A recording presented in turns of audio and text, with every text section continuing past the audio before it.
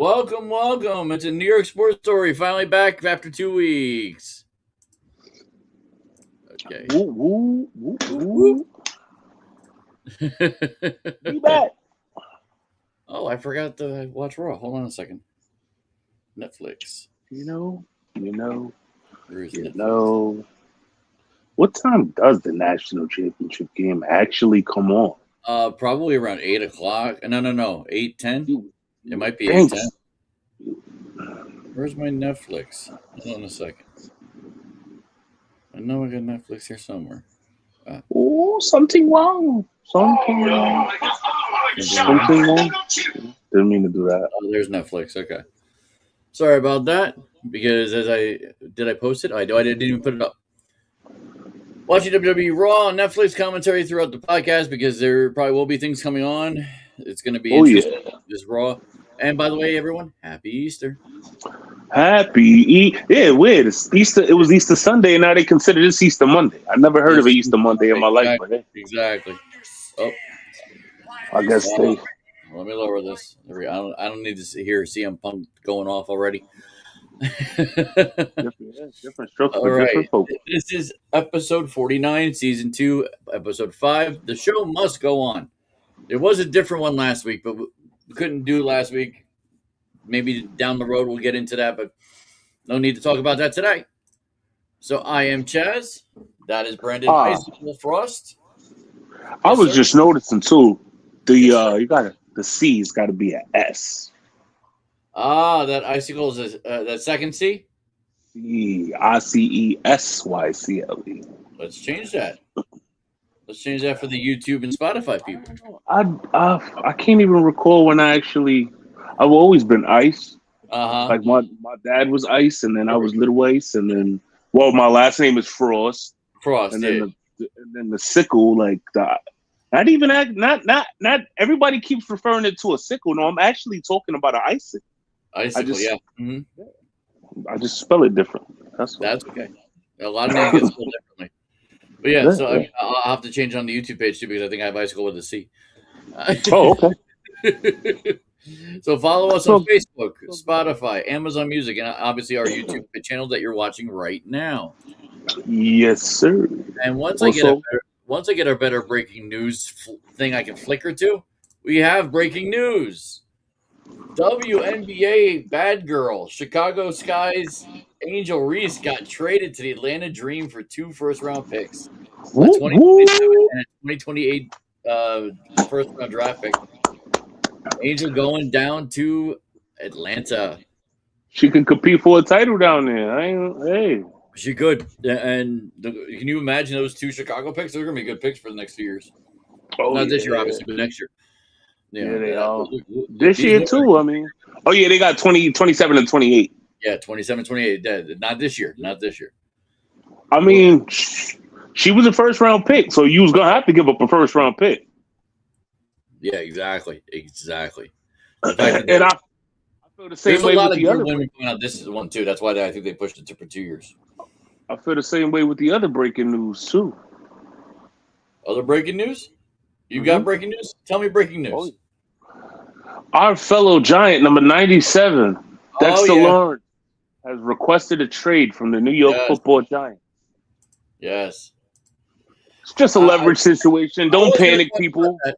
I was going to talk about that in the football, but yeah, we can bring that up now. Because I did put that on the page. I should actually put my Facebook page. I feel like that's breaking for us. That's definitely breaking for this Giants fans. That is absolutely breaking for us Giants fans. I did kind of expect it after seeing what Myles Garrett did last year. Page. So, he's still got 2 years left on his contract. I don't suspect that he gets shipped anywhere. I feel like something's gonna get worked out, and he's gonna see what it is nowadays. Is these players when they want contract negotiations to happen before their 10 years up, it's all about the money up front. I feel like it's just about that guarantee. Yeah. So we're probably gonna see something along the lines of that's true. They took he got a signing bonus, and then they moved and shifted some numbers and a little contract extension or something along the lines, because we're gonna have a good salary cap next year anyway. So I don't feel like we need to be alarmed. Absolutely. However, if we do decide to ship him and we do trade him, it's a win-win for us because we're gonna get a first-round pick for him, irregardless. Maybe even a one, first, if not two. Yeah, maybe. Yeah, if not two, now, maybe a first, a second, maybe a first, year? I think if the Giants trade him for a first for this year, that changes our whole dynamic of who we're getting two guys in the first round now. That would be interesting again. Back-to-back years, we get two guys. Yeah. You know, I'd be okay with that. And not only that, we might get a first this year and a first next year if they got it. That's true. Who got a first this year and a first next year? The Jets. Your daughter says it's so delayed. Sorry, yeah. Hello, how you doing? Yeah, sorry. I mean, I'm not usually here at 8 o'clock. I try to be, but I say to be. 8 o'clock is it's a relative term nowadays. Yeah. I mean, it's my fault mostly. Hey, you admit to it. That's okay. I'm trying to. It took me a minute because I got this new stand for my phone, and it's doing what it's doing, I guess. You know what your daughter needs to do? Get you going earlier so she can actually watch it. Yeah, true. If I didn't have to make her noodles. Oh, you're calling her out?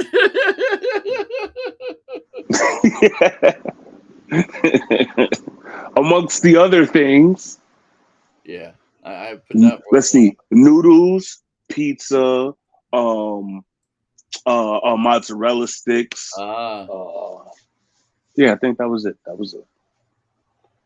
So apparently, CM Punk was just calling people out. Oh, good. My action staffing group. Has he lost his mind? Yeah. CM Punk just pontificated for 7-8 minutes.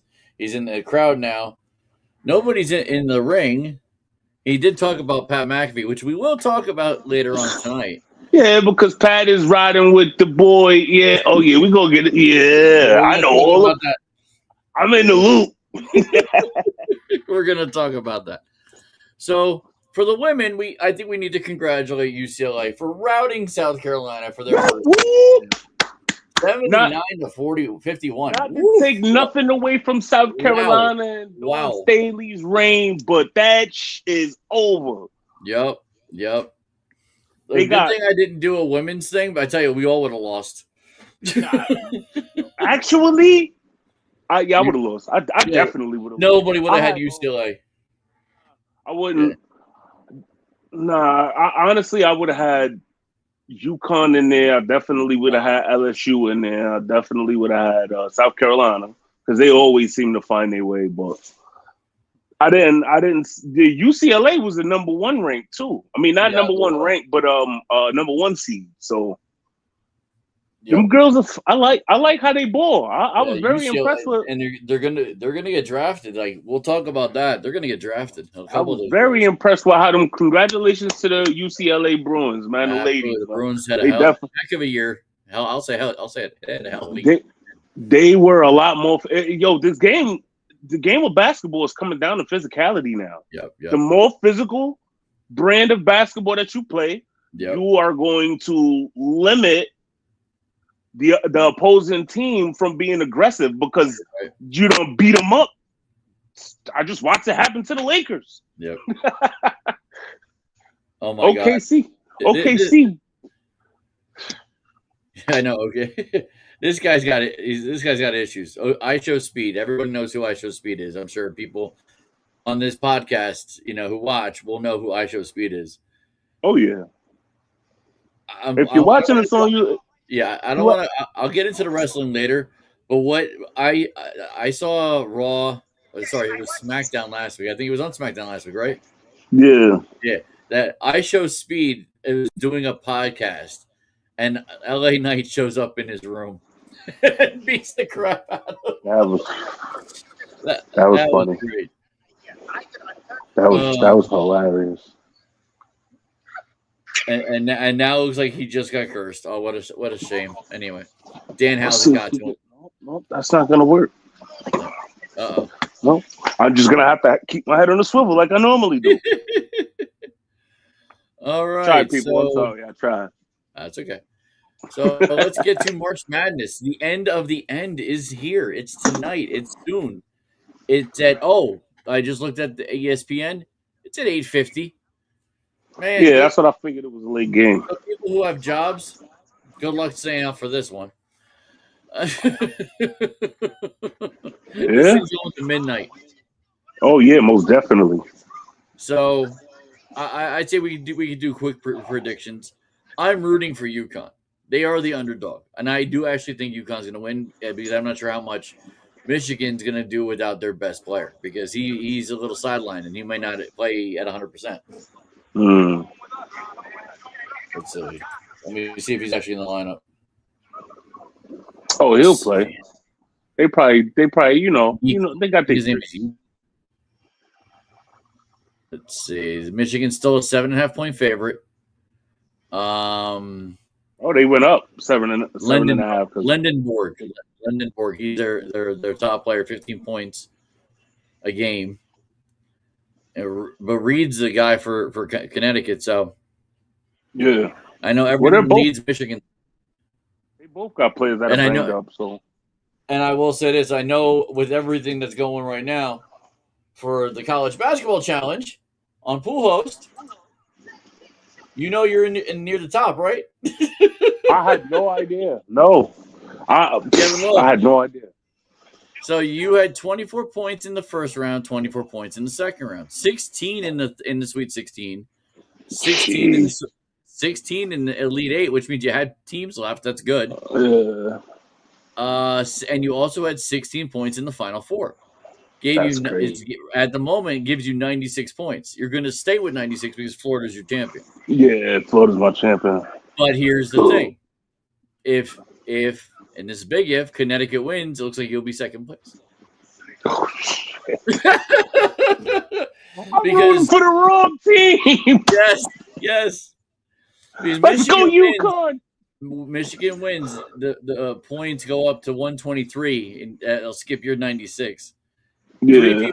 Two people will actually pass you. Maddie G's already basically clinched this, so she won. I actually saw her last night.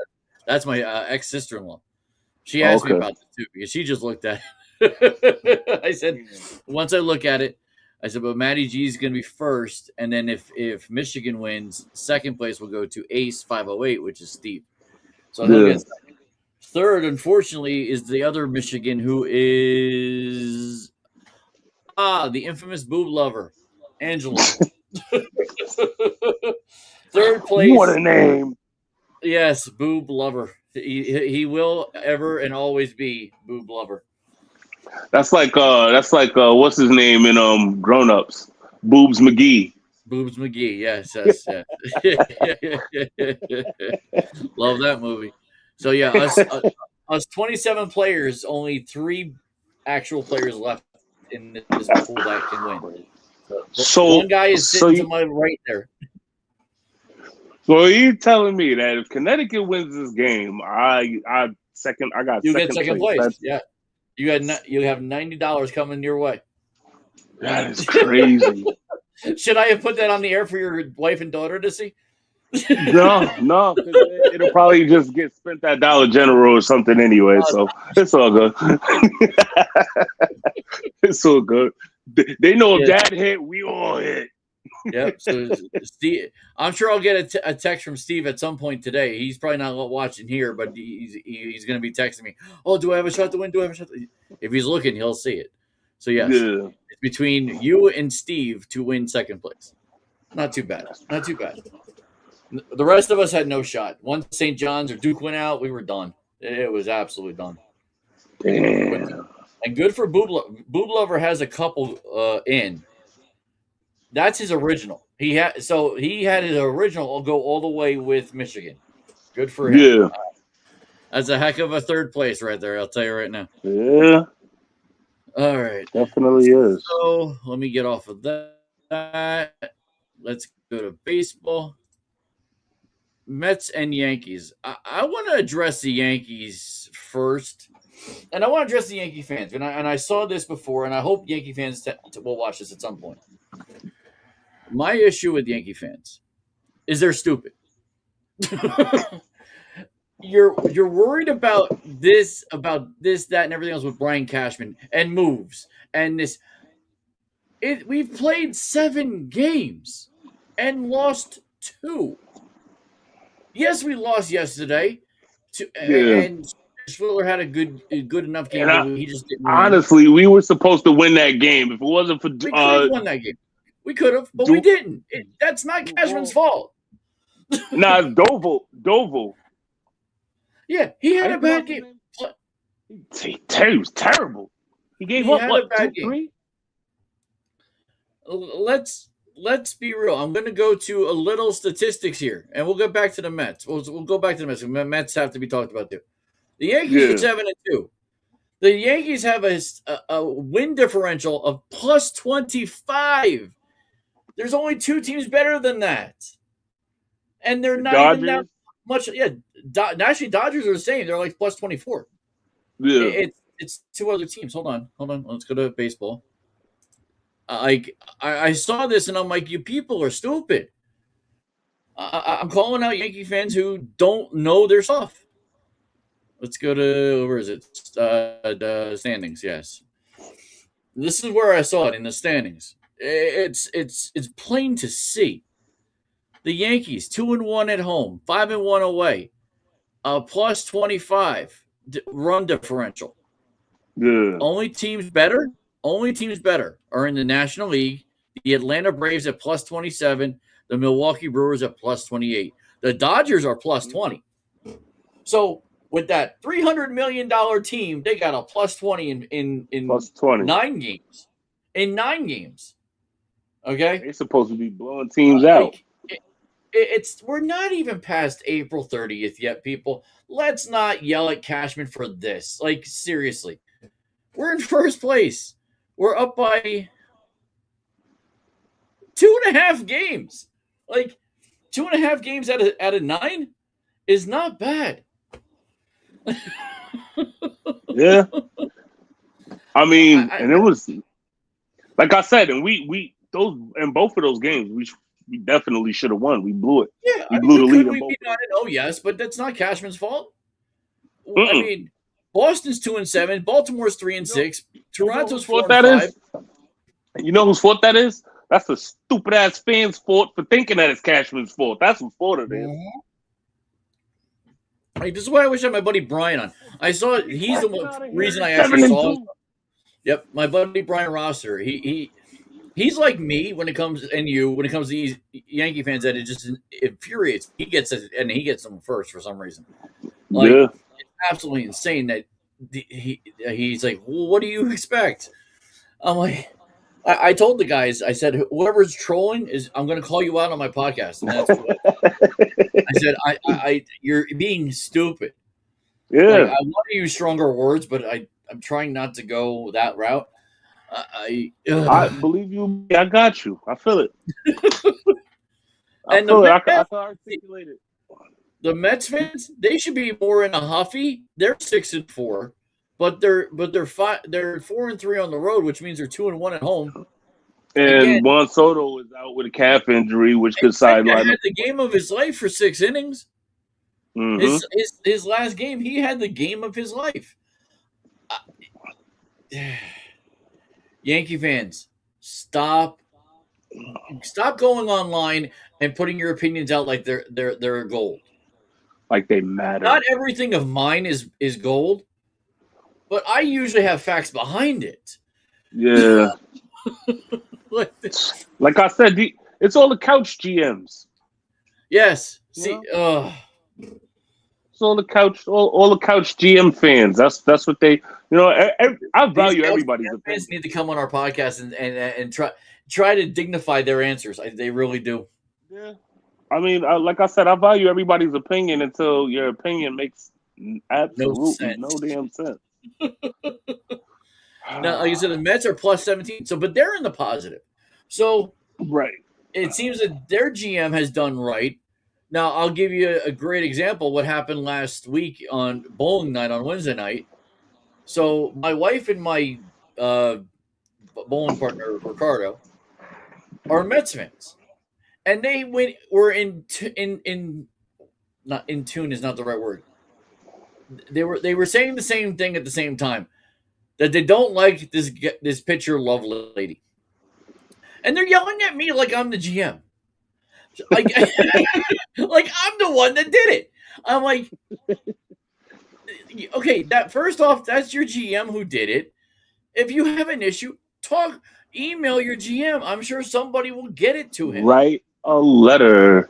Seriously, emails do go to these people.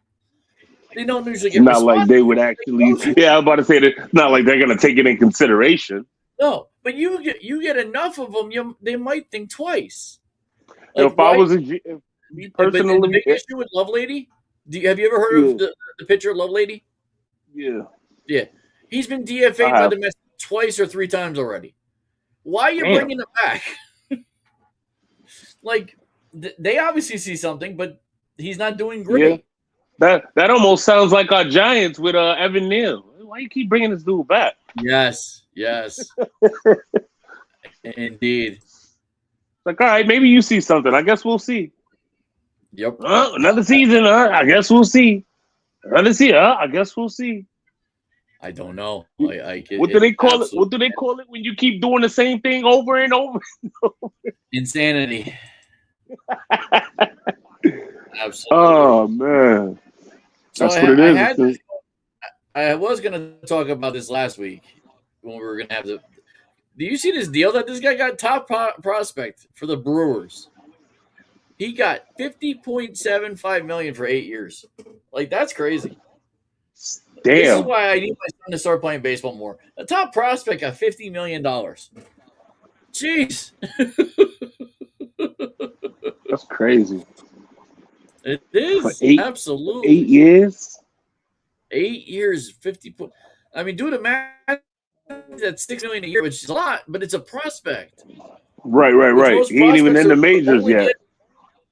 Lucky to get $1 million a year? Like, right. The Jason Dominguez's of the world, the Spencer Joneses of the world, like they're lucky to get $1 million. This guy got $6+ a year. Yeah, this kid must be good. I just pulled him up on ESPN.com. There's not much for him. And the Brewers are live now.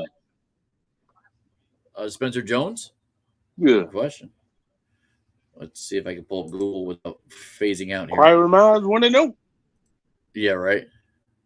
Spencer Jones. Damn, cat. Contract. LA Knight is going nuts on that. Come on, LA Knight, win this match. 1, 2. Oh, nope, he pulled out. His salary is approximately $623,967. Wait, that's Denver Nuggets. Why are they? Wait a minute. No, not that Spencer Jones.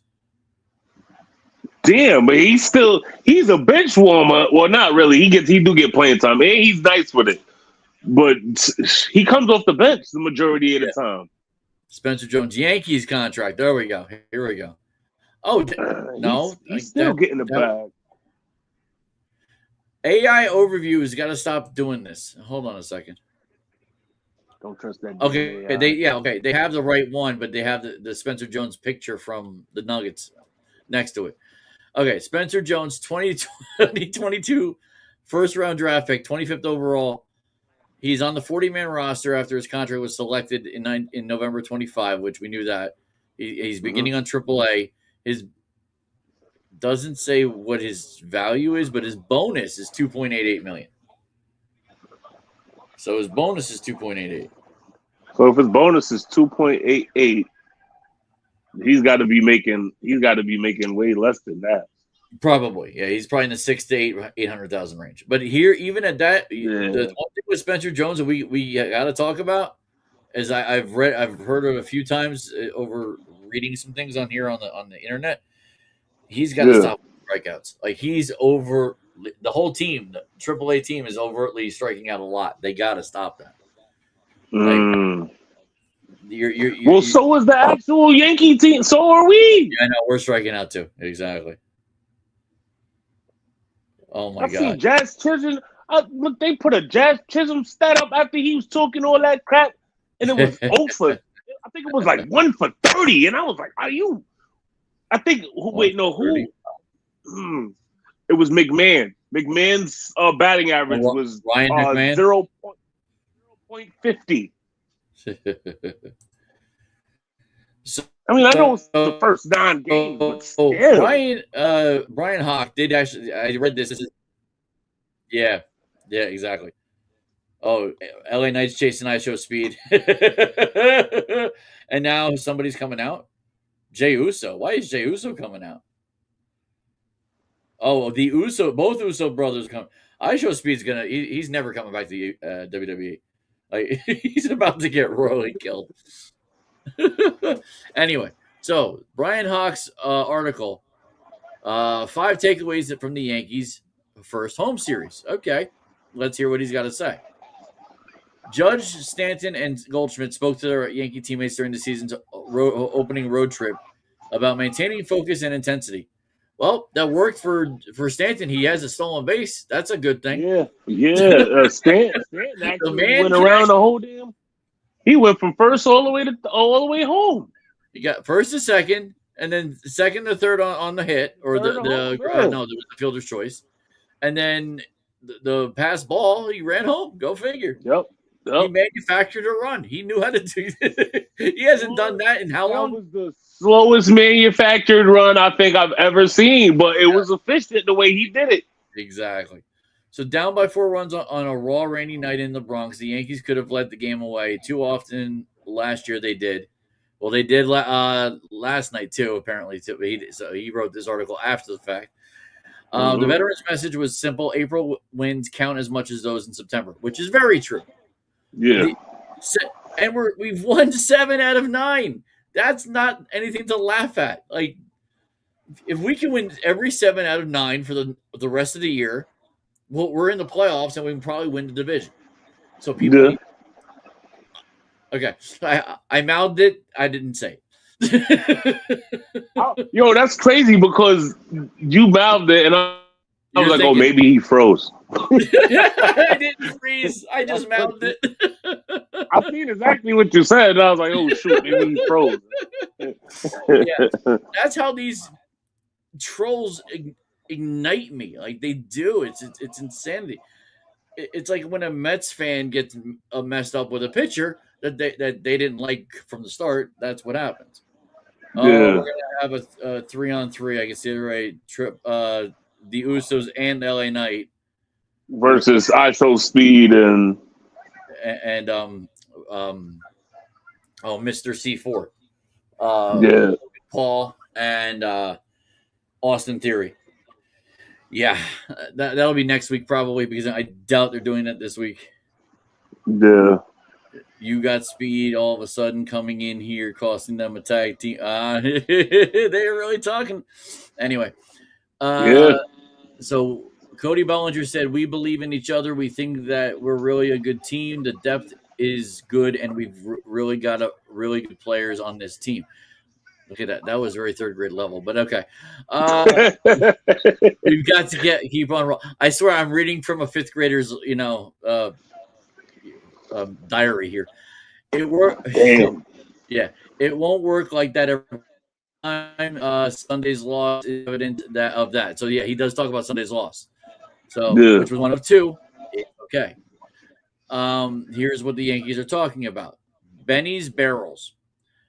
That's a big one to talk about. I think we should be discussing this. The Yankees believe in Ben Rice and his extraordinarily unlucky last season when he had his hard hit percentage was 56.1, and average exit velo was 93.3.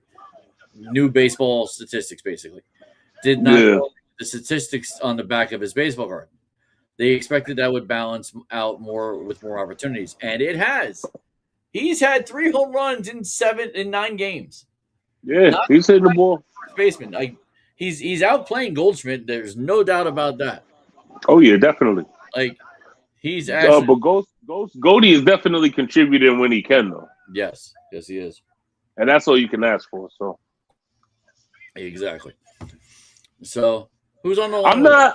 I'm not impressed with Caballero.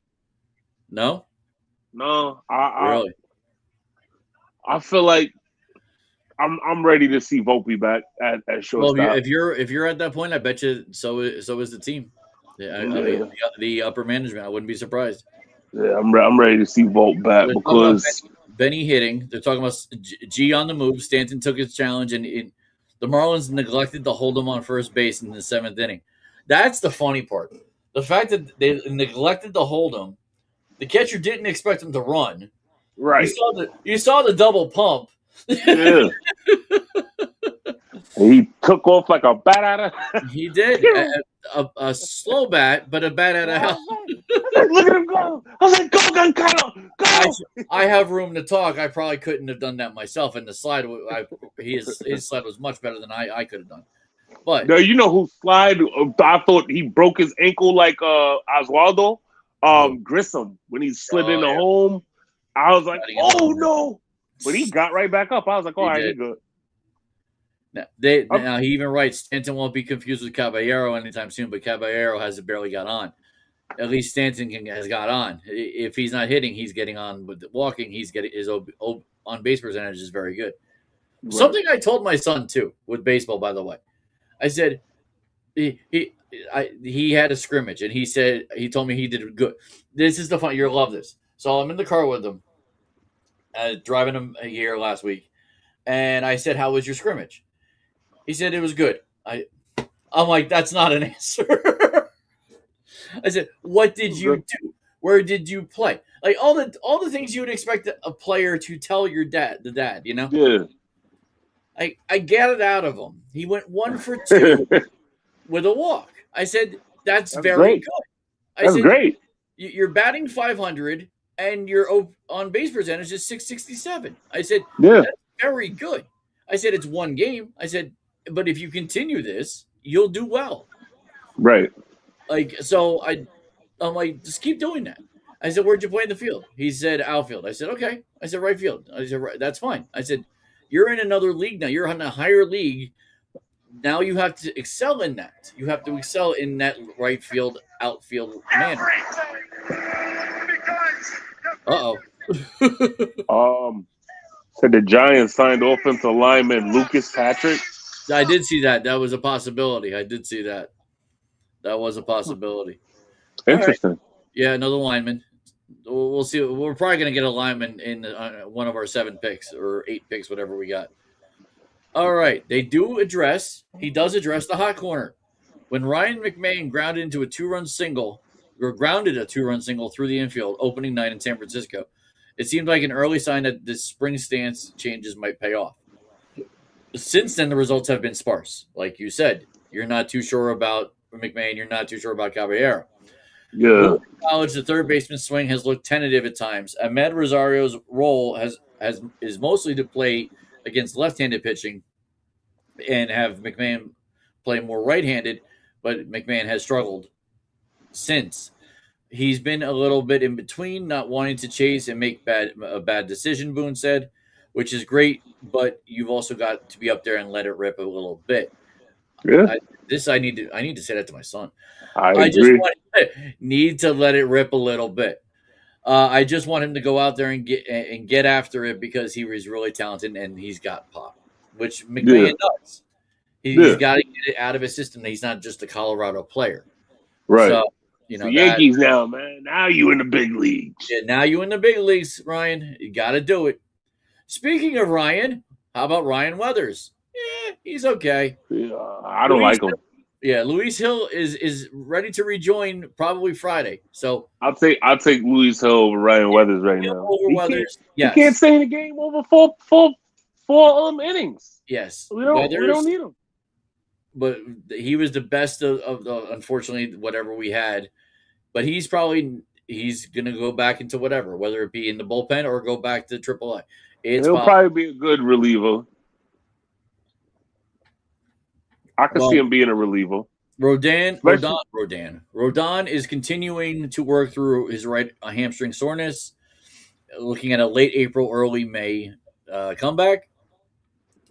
Also, and it's not written here, but I will say the fact that Cole threw 97 to 99 in his last spring training start, I'm very confident to see him at the end of May, if not very early June.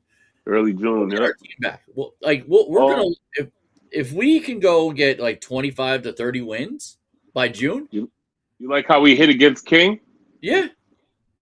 Yeah, I mean, I was loving it, and it kills me that we don't have King, but it is what it is. Yeah, I agree.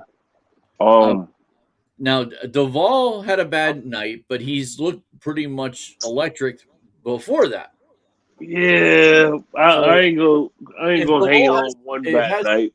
If Duvall has 3 good games and has a bad one, that's fine. Most pitching areas can fix that, like that. Yeah. So it's just a matter of who is KT. Oh, no, they're doing a commercial. Never mind. Yeah, it's an ad. I think Bird did okay.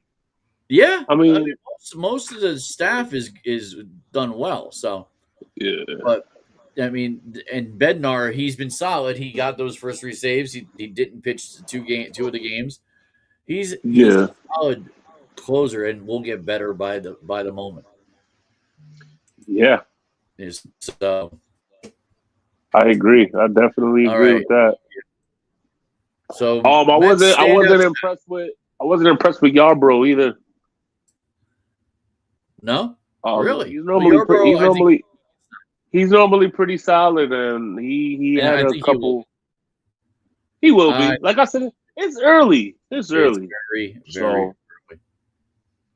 Still got 150 something games left. Yep. Exactly. All right. So the Mets. I got to talk a little Mets. I got to have our Mets fans be appreciated. I'm just going to need Giancarlo to stop stealing bases because we're going to need him in the playoffs. Yeah, limited to when you feel you're being disrespected. Let's leave it at that. So Kodai Senga, I think, has to be the top Met that we talk about. 96? Yeah, 96.7 miles per hour average 4-seam fastball. Wow. He was really hitting some top speeds there. But isn't Slitty up there too, though? Yeah, but we're talking about the Mets. I mean, our pitchers have done well, but they weren't really the main focus because we still have our pitchers coming. I keep forgetting that, and we got our pitch. Heel, Rodon, and Cole are coming back. Yeah, it's just a matter of time. Schmitty too. And Schmitty too. Oh yeah, him in his mouth. I saw something with Schlittler on. It was an Instagram post. I think it had to do with Schlittler. No, not Schlittler. Schmidt. No, I know, but he was talking about Schmidt. Oh. How Schmidt he's mouthy when I didn't realize this, but apparently he really he reminds me a little bit of not Gardner. Gardner was just out of control. It's the Yankee player. He was the happy-go-lucky. He was jumping up and down. Nick Swisher. That's who I'm talking about. Swish. I like Swish. He's like Swish. So with Senga, like I said, he's the X factor that the Mets have wanted for a while. He's shown it so far. Now he's shown it against the Cardinals, which the Cardinals are not good. Like St. Louis, could they be worse than the Rockies right now? Like that, they're bad.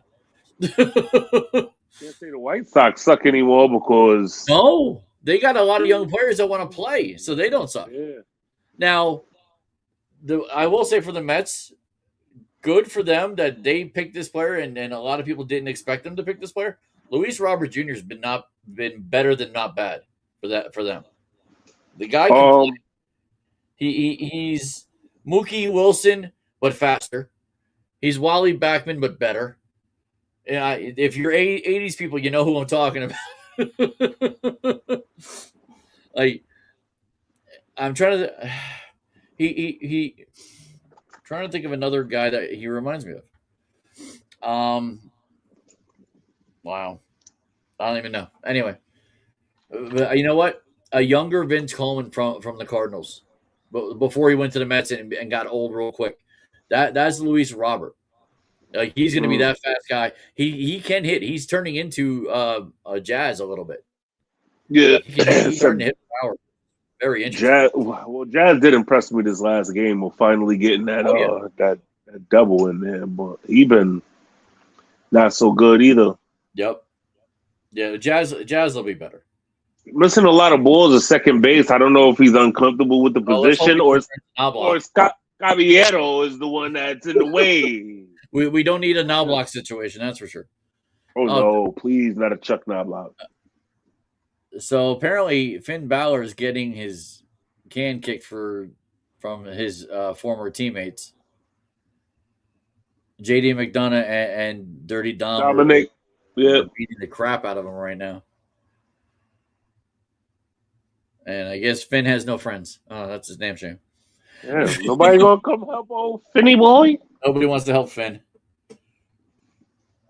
I kind of was expecting Damian, but I think he's on SmackDown.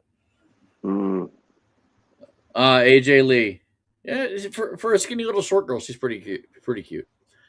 All right, so that's the Mets and Yankees. I mean, there's really not. It's too early to talk baseball with who's bad, who's good, who's this, who's that. I was also thinking because beginning of the season predictions, I get.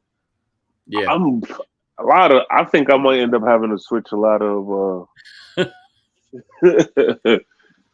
couple of picks that I see that I didn't put too much thought into. That's okay. That's maybe next time in March I give you a little more homework to start putting. The Pirates are exactly who you said they were going to be. Yes, they have the talent. When and where they're showing it's a whole different story.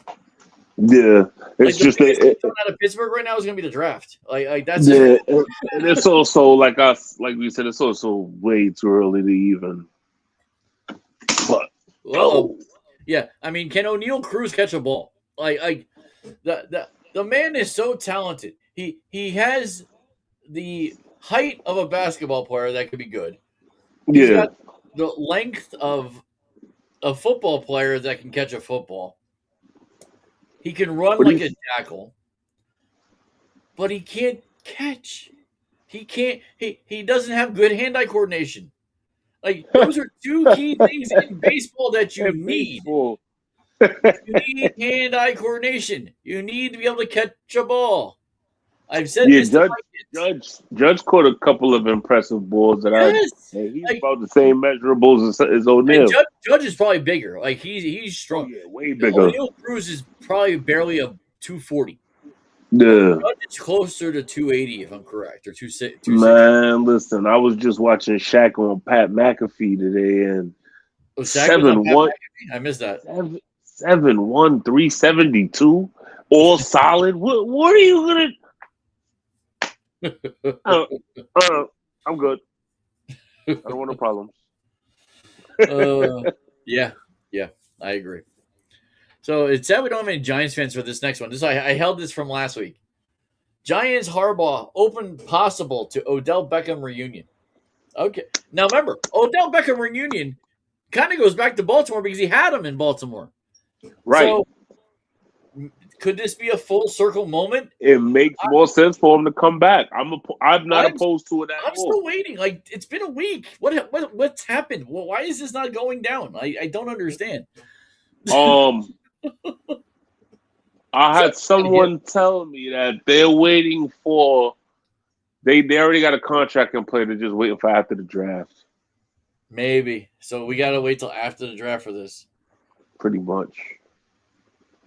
But it would make the more. Listen, at this point, you can kick. I mean, I know we got Slay for 2 more years, but you can kick him to the curb, eat that dead cap salary, bring Odell, draft another wide receiver.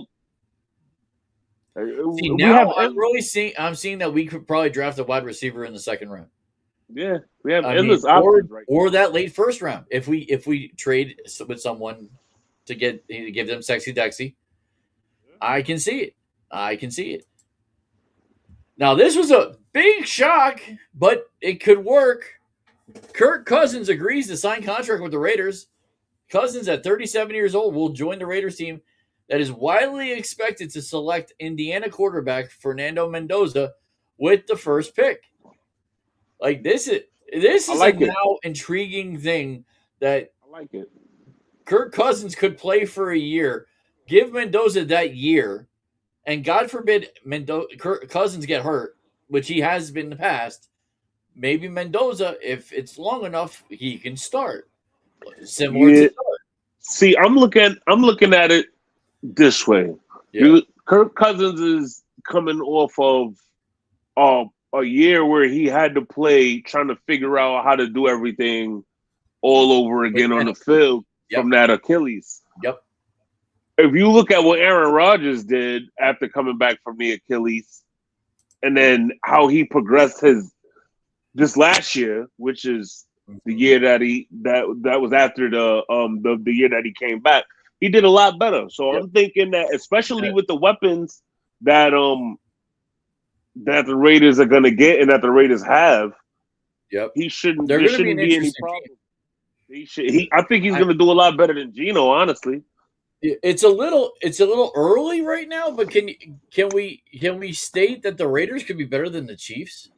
Could they be better than who else is in the West? I can't say that yet. I can't. I'm not ready to say that. Broncos. They got to, just like with the Giants. Y'all got to show me something. Show me something. Yeah, I mean, if you have a healthy Cousins that can beat any team with his arm, we've seen this. Yeah. I mean, it's very possible. I got 117 impressions. Well, I need viewers.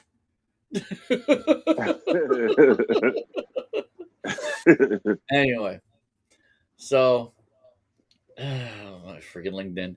Anyway, so as I was saying, like this, I'm curious what Kansas City, Denver, and Chargers do.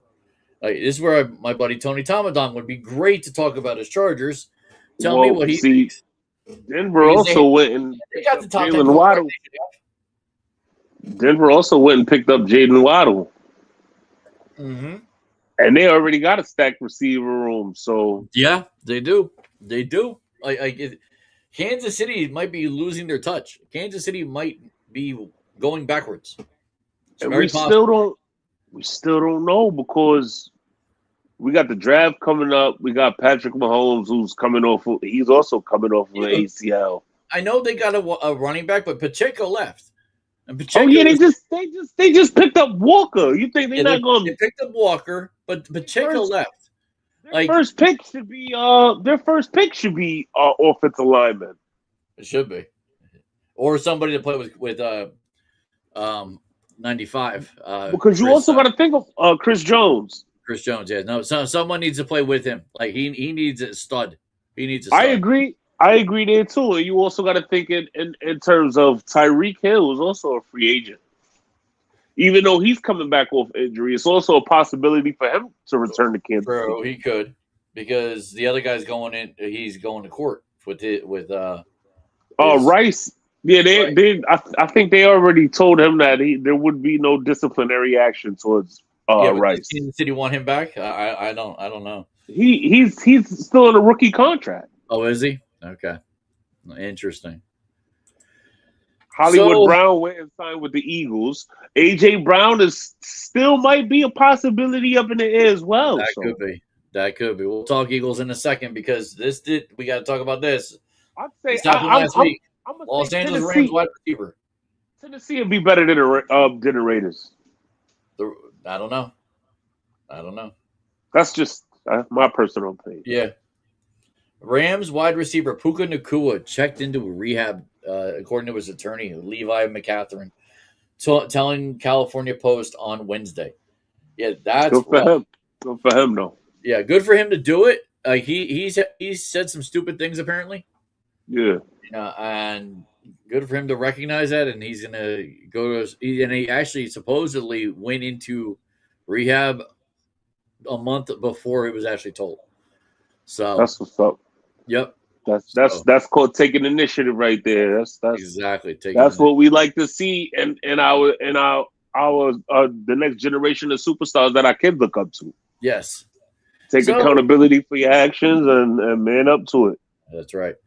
So speaking of the Eagles, and this is where she's still home. She could come on, but I don't think she's going to.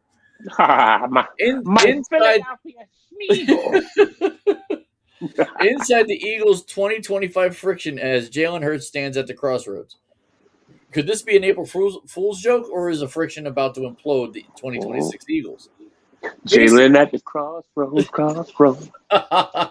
Basically, it was on Get Up this morning on ESPN that some defensive guy, I want to say on the Ravens, but I'm not quite confident who it was on a podcast, and it was asked to him about Jalen Hurts and how do they worry about his offense, and he basically said, "No, we do cover zero. We don't worry about how he plays." That's what they said. And paraphrasing, and that's a problem if we keep talking about the Eagles' friction and Philly's saying that they have none. Yeah, I mean, how many 10 people can't say the same thing about a guy and it not be true? You know, it's very true. It's very, very true. I don't know. I mean, I want to believe that Philly's. You don't want to. You can't really hold your hat on what anybody really says because as a Giants fan, I don't want to believe. Honestly, he's a winner. Don't want them to win. Even if all of this is true, he's a winner. Exactly. So you can't really. And he's a Super Bowl champion. And he's a Super Bowl MVP. And like this is the argument I remember having against Eli Manning. Like people would say, "Oh, he's won two Super Bowls, but he's not Tony. He's not Tony Romo." Like I'm like, but Tony Romo didn't get to a Super Bowl. Like right. Jalen Hurts, Prescott. Yeah. Oh, my bad, Cowboys fan. Jalen Hurts has gotten to his 2 Super Bowls, won one, lost one. He has won. We say this about Colin Kaepernick, right? He went to the Super Bowl. He didn't win, but he went to the Super Bowl. People that go to the Super Bowl are good quarterbacks, if not great quarterbacks. Bill's Jim Kelly went to 4 straight Super Bowls. Did not win one. He's a great quarterback. Yeah. Dan Marino is looked upon as a great quarterback. He went to one. He never had a good enough team. So why is Jalen Hurts this horrible quarterback? Maybe he's not a top 10 quarterback. Like, but he's a winner. He has skills that you know what he's not, and I think that's what kills Philly. He's not Michael Vick. He's not a leader. Michael Vick was a leader, exactly, too. Michael Vick could play. He could run. He could run faster. He was stronger. He commanded and demanded your respect as well. Yes. Jalen's not that. Jalen's closer to Eli. Like Eli just he quarterbacked his team by name. I can't say that because Eli was a leader. He was, but he was a quiet leader. He was a quiet leader and I get to a degree. I get the comparison, but yeah. I don't think two completely, totally different personalities in my book. Yeah. See, this is where I would love a Philly person. I mean, a Philly person. Because the inside is that Jalen Hurts is like always to himself. Like he's not really engaging with anything that has to do with team. And who's the leader? But Saquon Barkley. Exactly. Yeah. Saquon's the leader. You don't really get our guy to be your leader. Have you ever heard of Jalen Hurts taking his offensive lineman to dinner? No, that was Kelsey. Right. Kelsey did that. Yep. Now the offensive linemen are going to do everything in their power to protect Jalen, but yep. So yeah, sometimes you gotta put your ego and your pride to the side, man. Yep. So then maybe we can hope for one. As Giants fans, we can hope for an implosion, so we have a better year next year. Which I'm getting. Let me get to this, and you saw it on Get Up today too. The Giants were talking about. I think I have it on the Facebook page. Let me see. Let me look at it. Really? Why did I not go to the Facebook page? Facebook's being very strange with me. Here we go. So the question was on Facebook, and I posted it to Facebook as I posted a few things. Can Jackson Dart lead the Giants to the playoffs next year? I think so. Yes. I think it's a very good possibility. We have notable additions of Isaiah Likely, Tremaine Edmonds, and Greg Newsome. And our subtractions don't hurt us, not necessarily, because either they get replaced by the free agents or they'll get replaced by draft picks. So I had two people. Wandell. That was his first. That was Wandell Robinson's first year going 700 plus. And they went to Tennessee. Some of those guys went to Tennessee. Good luck, Tennessee, with our scrubs. Tennessee Giants. Yeah, the Tennessee Southern Giants. Yeah, exactly. Who are the New York Ravens? Two of my friends, John Salerno and Dan Vetrano, both don't think that it's going to happen. Would love if they were on and tell me why they don't. Now, John actually did. John actually said, not if he plays reckless, which I'll give him that. If he plays reckless, but I don't think he will. I think he's. We already saw the adjustment in his game the last 3 games of the season. Yes, we saw the reckless. And not only that, I actually. Yep.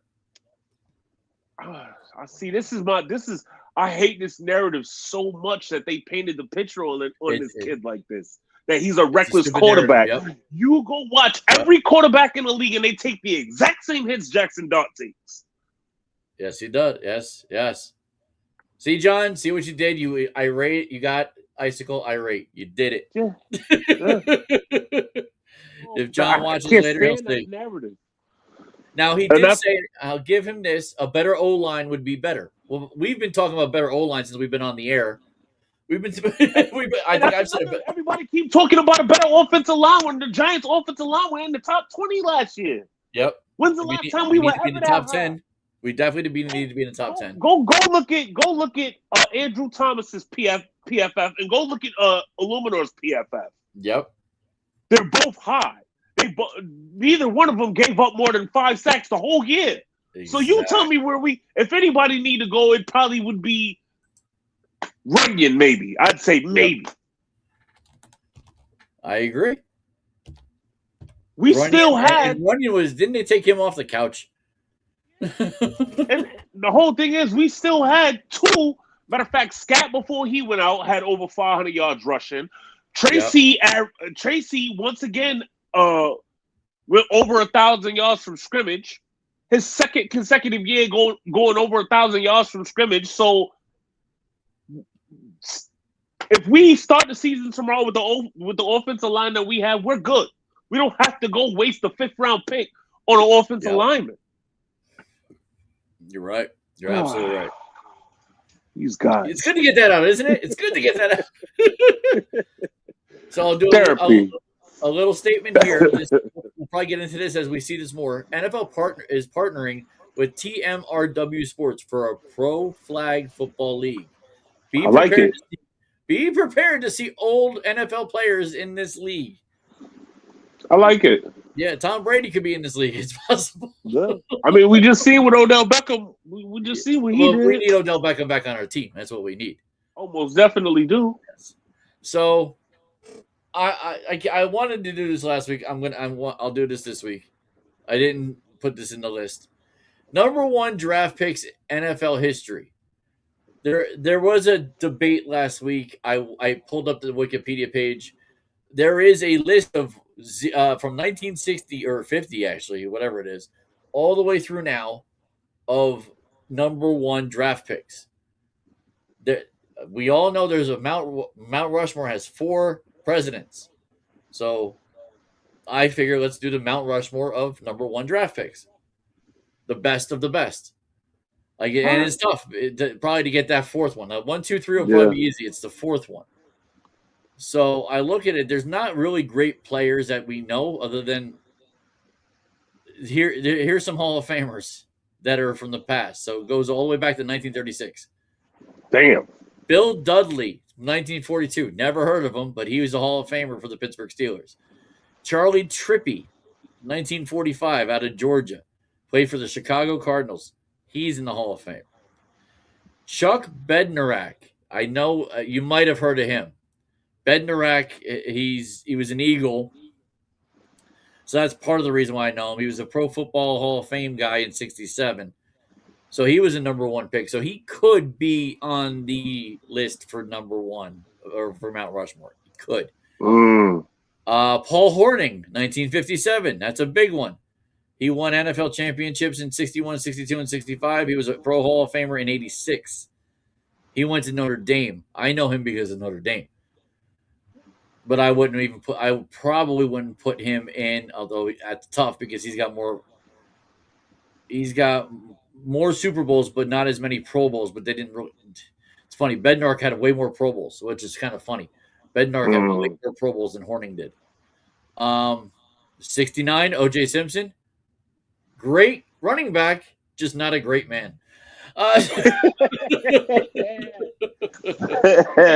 So I don't know if that's a good idea to put him on this Mount Rushmore. No. So O.J. Simpson, ain't that the guy that killed his wife? Yeah. So now we're getting to 1970. Allegedly. It's all alleged, yes. Yeah, this is the first time in my, let's see, 66 Chaz says anything, and then almost 50 of these. Over 100 episodes didn't talk about O.J. Simpson. Go figure. Go figure. Here we are. So, yeah. So, 1970, number one draft pick. Could be a number of Mount Rushmore. Terry Bradshaw. 4-time winning Super Bowl winning quarterback. He was a number one draft pick for the Steelers. Yeah. Another Hall of Famer. I've never heard of this guy. Played for the Tampa Bay Buccaneers. Leroy Selman. Made the Hall of Fame in 95. He was on the Pro Bowl 6 times. So damn, left tackle. He was defensive end, number one pick, but that was the year I was born. I don't remember him at all. Earl Campbell. Remember Earl Campbell? Houston Oilers. He was the offensive. No, he was a running back. What Campbell am I thinking about? Earl Campbell was a running back, yeah. Heisman Trophy in 77, with Offensive Rookie in 78, MVP in 79, and Pro Bowl 78, 79, 80, 81, 83. So he had a short, like most halfbacks, had a short career. Yeah. So, he might be in the top of the halfbacks, but I'm not sure he makes the all time. Here's 1983. Now this is a storied number one pick. If there's a 30 for 30, if you love sports, and I obviously know you do, Brandon. Yeah. Anybody else who watches this, if you love sports and you don't know the 1983 NFL draft, there's a documentary out there about him and Marino. Watch it. I'm telling you, it's really good. It needs to be in your top 10 documentaries. It's that good. But yeah, that 1983. It's weird too because it talks about how, Mel Kiper was part of that, like the whole thing with ESPN getting involved with it, like that. Yeah. That's how in depth it gets. It's very, and it's actually kind of narrated by the agent of John Elway, who's also the agent of Dan Marino. Like that's how good this is. If I can find it, maybe I could Google it. I'll recommend it. So John Elway, I think he's got to be probably one of the three or one of the four that's in Mount Rushmore. At least for me. Bruce Smith, he's up there. He's a number one draft pick out of Virginia in 1985. Tons of beast. Tons of Pro Bowls. So it's hard to keep him off, but I'm not sure he makes the top four. You know who's on here? Who's not in the Hall of Fame? 1986 number one pick. Do you remember who the 1986 number one pick was? Nope, because I was born in 1986. You were born in 1986. Do you remember a running back from Auburn? Very popular. He got drafted by the Tampa Bay Buccaneers, but never played for them. Ooh, I don't know. He played for the Raiders, and he also played baseball for the Royals. I think people who were watching this are going to be like, running back? He was a running back. Came out of Auburn. Wasn't Marcus Allen, was it? No, that's too far early. You said 86. Yeah, 86. So for me, I remember this like it was yesterday. Like, so it's guys like me. Was it Bo Jackson? Bingo. That's who it is. Bo Jackson. I'm about to say. It just didn't play baseball for the Royals. I was like, wait a minute. Uh-huh. That was Bo. Remember him and Dion used to go back and forth. Yes. And Bo Jackson was the very first Madden running back that he was 99. You probably got to put Dion up there. Stop Bo Jackson. Dion is definitely in the Mount Rushmore. Yes. He's got to see. I wouldn't put Bo Jackson in the Mount Rushmore because he didn't last. If he would have won a Super Bowl, he wins a Super Bowl, makes 5 Pro Bowls. He's easily one of those top 5. Definitely. Easily. But no, Dion's definitely got to be up there. Dion's not number 1 pick. Dion wasn't a number 1. Oh, he wasn't. Oh, he was not a number 1 pick. He was not. You're right. Who was a number 1 pick and has a lot of different Pro Bowls? 1989's Troy Aikman. Yeah. He's up there with Elway. I think he's up there with Elway. Now we go to more Hall of Famers. 1997, Orlando Pace. He won Super Bowls, but I don't think you put a tackle in the Mount Rushmore. Maybe. I don't think you put a tackle in the Mount Rushmore. Nah. He won Super Bowl. He had 1, 2, 3, 4, 5, 6, 7 Pro Bowls. Do you remember Orlando Pace? You were like 9 years old. I do remember Orlando Pace. Yeah. Now, the next one is probably the third quarterback you'd put in the Mount Rushmore. 1998's Peyton Manning. We know his career. Like, hell yes. He's high. He's definitely higher than Elway. He's definitely higher than Aikman. So if anything, Peyton right now is number 1 for number 1 draft picks. Eli Manning in 2004, but he's not in the top 4. I as a Giants fan, I will say Eli's not in the top 4. Nah, I don't think that's blasphemous either. I really don't think so. Nah, I don't put him up there. There's way too many greater quarterbacks that accomplish way more. Now think about this. Think about this. Peyton Manning is the last Hall of Famer. The rest of them are not anywhere near Hall of Fame, or they just haven't retired. Yeah. So 99, Tim Couch. 2000, Courtney Brown. Yeah, where is Courtney Brown now? Michael Vick is 2001. He doesn't do the time. He might be on this list as 4. Yeah. I think he would have won a couple of Super Bowls had he not got caught up in that. 4 quarterbacks go after Michael Vick. David Carr in 2002 to Houston. He got sacked so much we almost forgot about him. 2003, Carson Palmer. Bengals kind of swallowed him up. He just wasn't good enough coming out of USC. Eli Manning got his 2 Super Bowl wins. Alex Smith got hurt as a Washington Redskin at the time and just didn't do much after that. Then Mario Williams, 2006. I don't think anybody remembers he went to the NC I remember State. Mario Williams. Yeah, he went to NC State. I didn't remember that. Jamarcus Russell, probably the worst ever number 1 draft pick. Jamarcus, probably 6'7". Nah, came out of LSU. I don't know, it might be Johnny Manziel. I haven't gotten there. Well, it's possible, but under him, with like Tim Couch and like Courtney Brown, he did not have any Pro Bowls in his career. Very interesting. 2008, Jake Long, tackle out of Michigan. That's what's his name? Howie Long's kid. He got drafted number 1 to the Miami Dolphins. Matthew Stafford could be number 4. Matthew Stafford, Pro Bowl, Super Bowl champion, MVP. But that's 1 each. Next, Sam Bradford. Yeah, he was good for a while now. Cam Newton. Cam Newton could have been. Cam, yeah.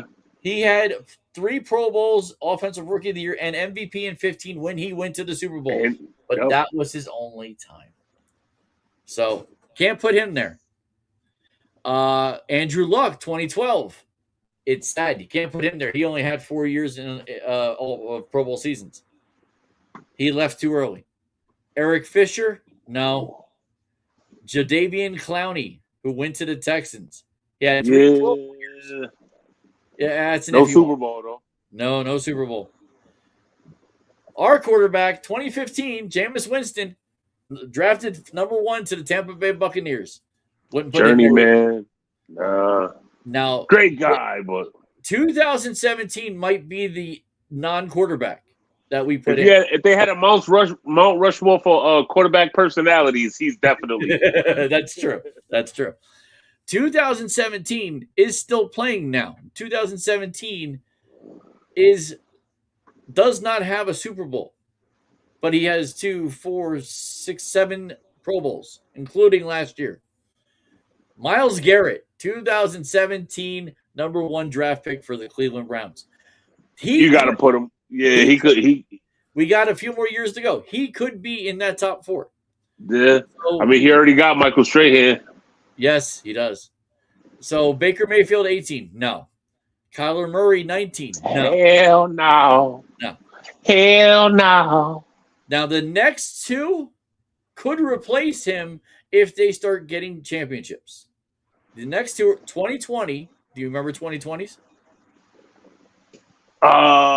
Number 1 overall pick? Yes, number 1 overall pick. 2020's number 1 overall pick. Was it Saquon? Oh, no, it wasn't. Who was it? Quarterbacks. They're quarterbacks. Only 2022 was not a quarterback. Everybody from 2018 to 2025 was a quarterback. What? So quarterback in 2020. Was it Mitchell Trubisky? Nope. He if I remember correctly, he was drafted second. I think he was second. Yeah. I don't know who was 20. 2020 was Cincinnati Bengals, Joe Burrow. Oh, Joe Burrow. So Joe Burrow and 2021's Trevor Lawrence. It don't seem like it because Joe Burrow he got hurt that's true. First year. And Trevor Lawrence could eclipse. Yeah. The next few, Travion Walker, he's the defensive end I think he's gone. Does he even play for Jacksonville anymore? Yes, he does. They just signed him. They just signed him to a major extension. Yeah. But he's got no Pro Bowls. He's got nothing. Bryce Young, what, first 3, Caleb Williams, 24, Cam Ward, 25. Now, Caleb Williams on the Bears, if he does something, that's a possibility. So Burrow, Lawrence, and Williams, maybe even Bryce Young, maybe, have possibilities. I think right now you got to put Myles Garrett in that number 4. So you got Elway, you got Aikman. That killed me to say Dallas. Elway, Aikman, Manning, Peyton Manning, and Myles Garrett. I think you're good with that? I'm good with that. Yeah. I mean, that sounds about right. Everybody else, Jared Goff could be there if he wins another 1 or 2. Or actually, he's never won, but he's got Pro Bowls. Jared Goff's never won. If he wins in Detroit, that could change it. Possibility. Where's the other one? Matthew Stafford. He has an MVP. He got a Super Bowl too, yeah. He has a Super Bowl and an MVP. He's only 3 Pro Bowls. Was he a number 1? He was a number 1 overall, right? 2009. Ooh, he is damn. But if he can get another one, he could. He could eclipse. That's where the debate comes in between Stafford and Garrett. That would be the debate. Drew Brees wasn't a number 1, right? No, because he went the same year Rivers and Eli went. Yes. No. It was Rivers, Eli. It was Phillip Rivers, Eli Manning, and Roethlisberger. Oh yeah, Pittsburgh. Drew Brees when he after expected to get Drew Brees. I think that when the Giants picked at 4, I think everybody thought they were picking Roethlisberger, if I remember correctly. But there was always the rumors that Eli wanted to go to New York. So right. Yeah, that was an interesting one. I like that. I'm going to put that up on YouTube as a debate. Like, who do they think it's this for, or can you argue another one? Like, I'd love to hear it because I think we kind of wait. You said Bradshaw, Aikman. No, I didn't. I didn't put Bradshaw. Bradshaw would be. It was Aikman. I see. You could take Aikman off and put Bradshaw on. I would probably take Aikman off and put Bradshaw because Bradshaw got more rings. Yep. See, that's an interesting debate. Well, see here. Think about this. Whereas Aikman got one Super Bowl MVP, 3 rings. Yeah. Bradshaw got. Where's Bradshaw? 4 rings.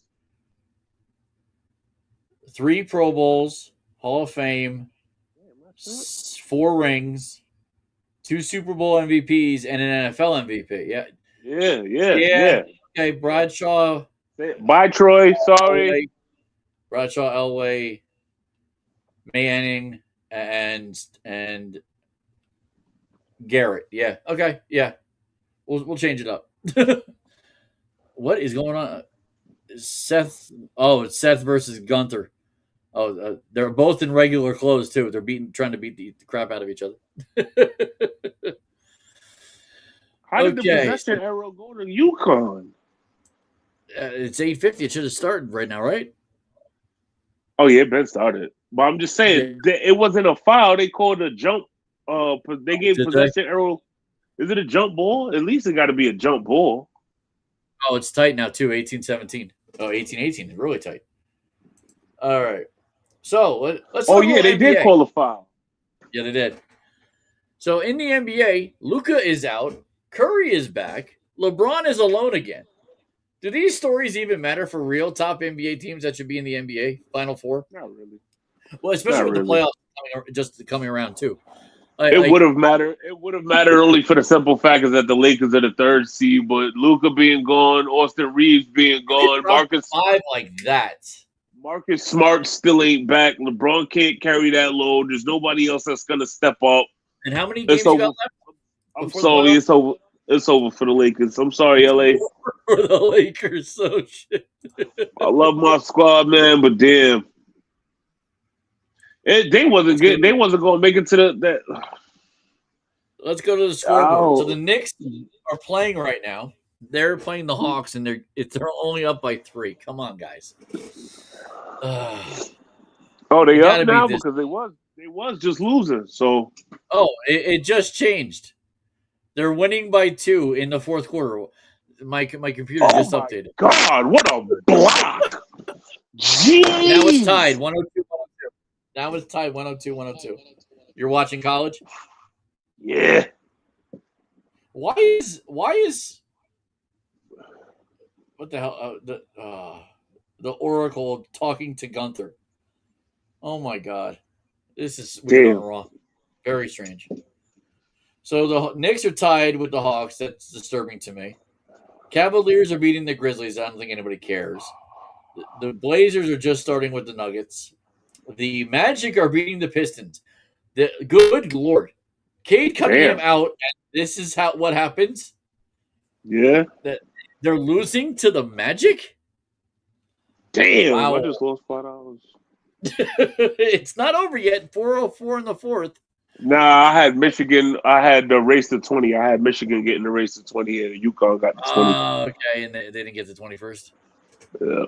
And the 76ers are losing to the Spurs. Wembanyama probably going nuts in that one. That sucks. Oh well. Yep. Bucks. Oh, what's trending in the NBA? I just went down on ESPN's page. Bucks poke fun at LeBron James with caption referencing quote everyone's 2 favorite cities. I guess it's not LA. Yeah. Okay, let me get out of this for a second. Damn. Let's go to WWE. I got to talk to you about WWE, dude. Why is Brandon done with WWE SmackDown? What happened Friday night to incur your wrath? I figured I'd save it for the podcast. Cause man, I seen two big ass black dudes beat up two little ass white girls. Man, that shit wasn't fair. Oh, so you're talking about Lash Legend and Nia Jax, who's not black, she's Samoan, but man, listen, yo, that's what you're talking about. It was not. So let's backtrack to what happened. Cool. It was not cool at all. So let's backtrack to what happened on SmackDown. I thought this wasn't cool. Pat McAfee answered the call for Randy Orton to take out undisputed WWE champion Cody Rhodes en route to the Viper's title match against him at WrestleMania. Come on, Pat. That was corny, Pat. You a heel now? Yeah. I guess everybody's got to turn bad one day. Yes, apparently. So, but here's my thing on that. I think someone else is coming out for Cody. I just don't know who yet. What celebrity will come out to beat up Pat McAfee? Either it's an athlete, which would be interesting, and they're in Vegas. I hope it ain't iShow Speed. No, it won't be iShow Speed. He's with the Logan Paul whatever BS LA Knight thing. That's going to happen with that probably. Yeah, I'm hoping for either an athlete who's related to Pat McAfee, or just go out of bounds and go get Kelsey. Go get Kelsey. Go get remember from Philly when they were in Philly 2 years ago. Yeah, Kelsey and the offensive tackle came in and luchadored them. It was hysterical. So that could happen. Funny. Or you get somebody from Cody's past. I don't know who. His brother would be great, but he's in AEW and he old as anything. He used to be Goldust. For everybody who doesn't know, he used to be Goldust. I don't know what the hell he is now. Yeah. So, I mean, maybe there's somebody who comes back from AEW. Or maybe, could he possibly get Danhausen? That would be interesting.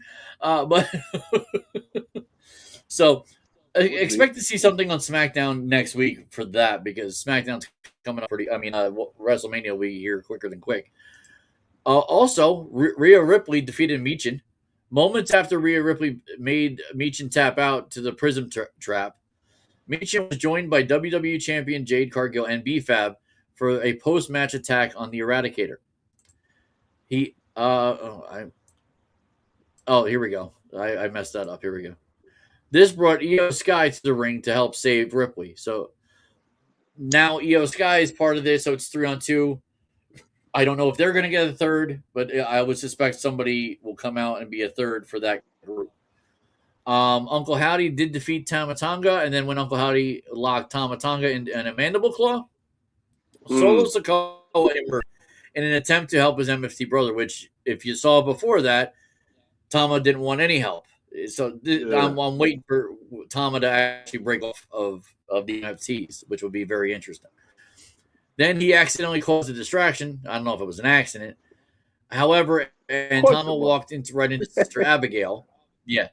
An accident that probably wasn't an accident.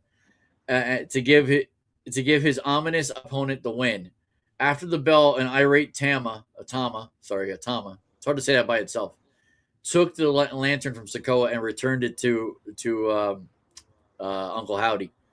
Sort of. He just put it on the mat, and Uncle Howdy now has it.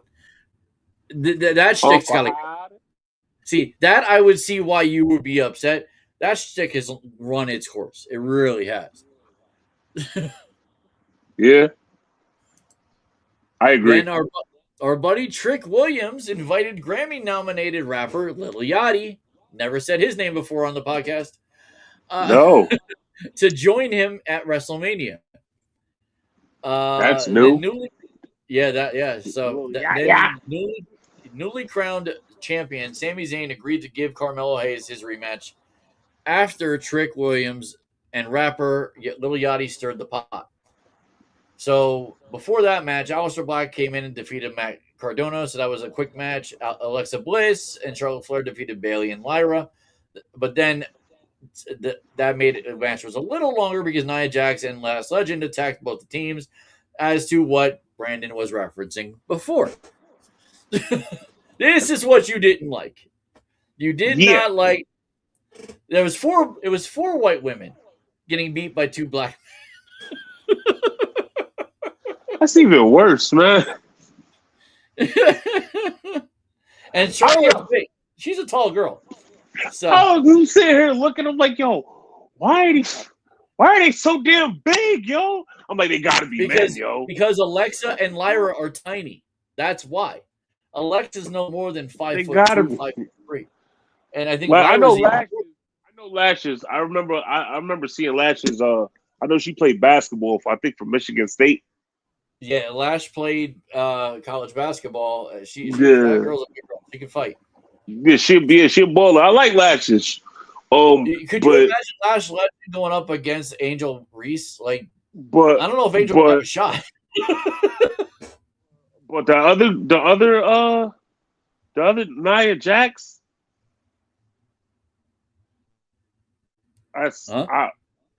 Nia Jax. That's the one that. Yeah. That's the bigger girl. She's related to the Rock, to all the Samoans. Ain't she Austrian or something? No, Australian. She has Australian in her blood. Yeah. Man, well, remember Samoa's near there, which would explain why she looked like a man. Let's be politically correct. Yes, we can go with man.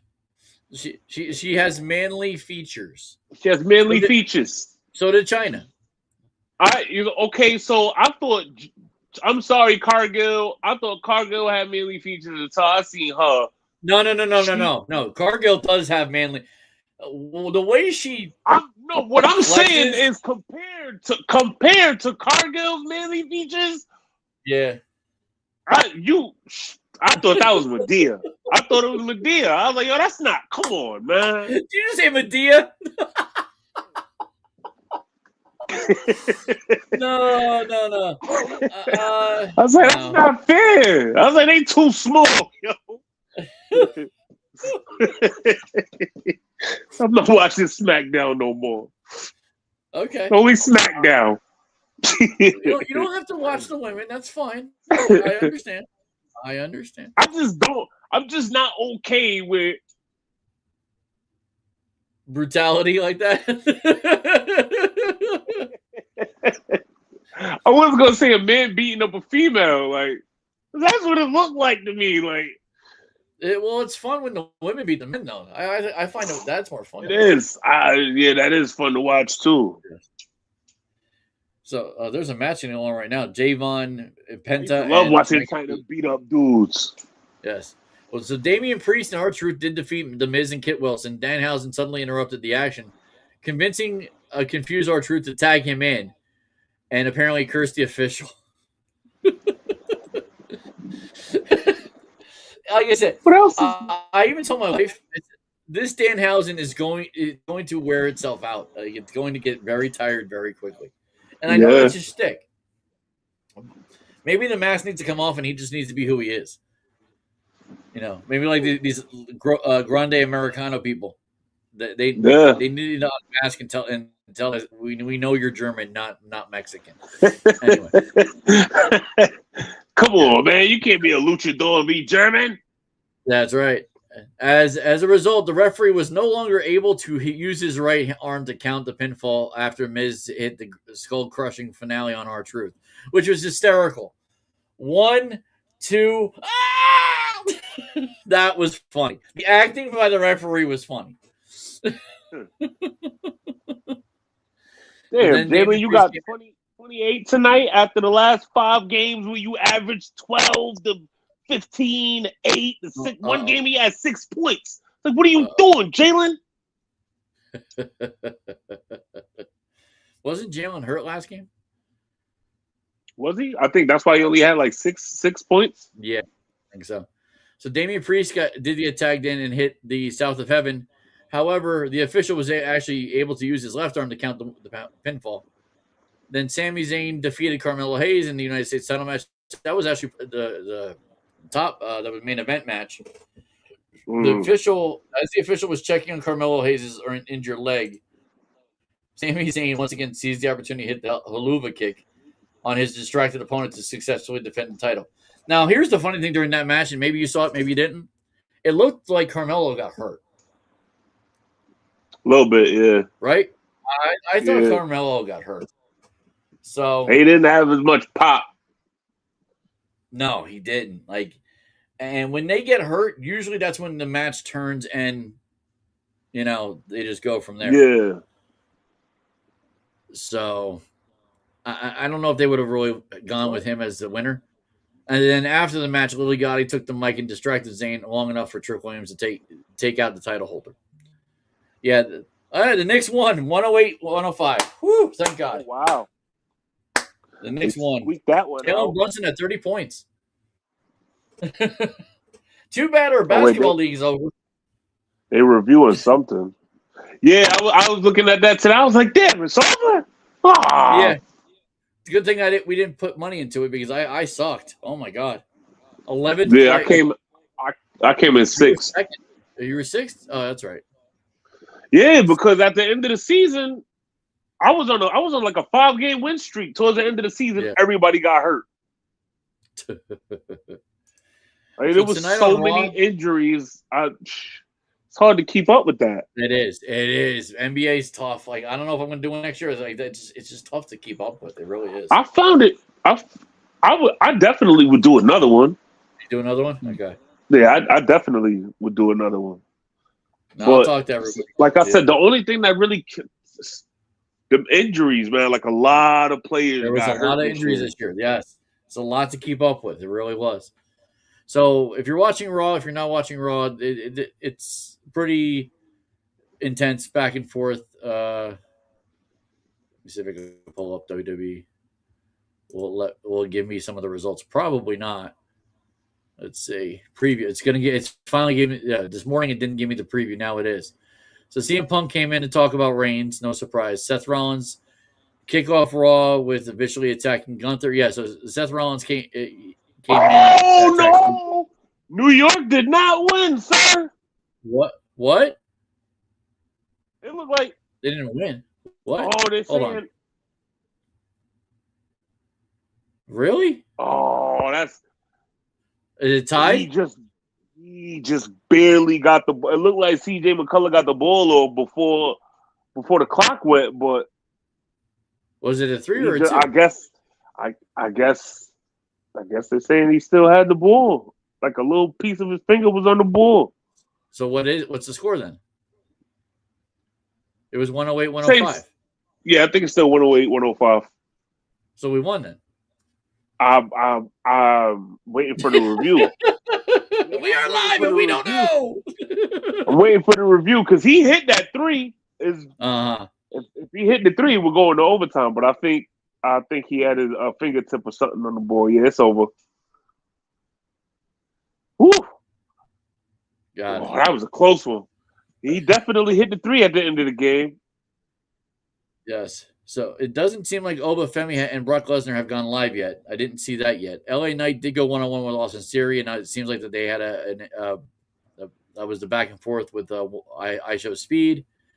Finn Balor took on his former Judgment Day brother J.D. McDonough. Rhea Ripley and Io Sky will battle B-Fab and Michin. That's coming up soon. So that's pretty much it. I think the Seth Rollins and Gunther thing. I read something about that one that it was supposed to be Gunther versus Braun Breaker. And because of the injury, they couldn't do it. So they had to put in Seth, and they had to do just a different thing with that. Whole different spew. Yep. When they do the behind the scene, we'll probably see what that was, which will be very interesting. So this Obafemi thing, I feel for Brock Lesnar. Like this, when you get Nigerians out of Nigeria that look like that, he picked a fight with the wrong dude. Like that, those beads on him are scary enough. It looks like he's got mini bowling balls on his neck. Probably are mini bowling balls. They're little bocce balls on his neck. Wouldn't Put it past Mr. Obafemi that he's got little bowling balls around. They're Dragon Balls. He's got Dragon Balls around his neck. Dragon Balls. my kid would love that. My kid would love that. I think he's a Dragon Ball Z kid. So there is a video, and I don't know if this is real. I hope it is because it'd be hysterical if it is. It's Obafemi in a subway, and he's got his shirt off, and he's doing the funny already through the subway. In New York City. In New York City. I'm like, I hope it's real. I really do. I don't, man. Listen, there's a bunch of crazies in New York City. Yes. So we will go over real quick because it's 2 weeks away. WrestleMania 42 is 2 weeks away, the 18th and the 19th. World Heavyweight Champion CM Punk goes to war with Roman Reigns. Cody Rhodes goes to clashes, as they said, with longtime friend, although they weren't friends for a long time, Randy Orton for the undisputed WWE title. That's 2 matches. Women's World Champion Stephanie Baker to defend against Liv Morgan. WWE Women's Champion Jade Cargill to square off with Rhea Ripley. That's 4 matches. Obafemi will collide with Brock Lesnar. That's 5. Next, Women's Intercontinental Champion AJ Lee versus Becky Lynch.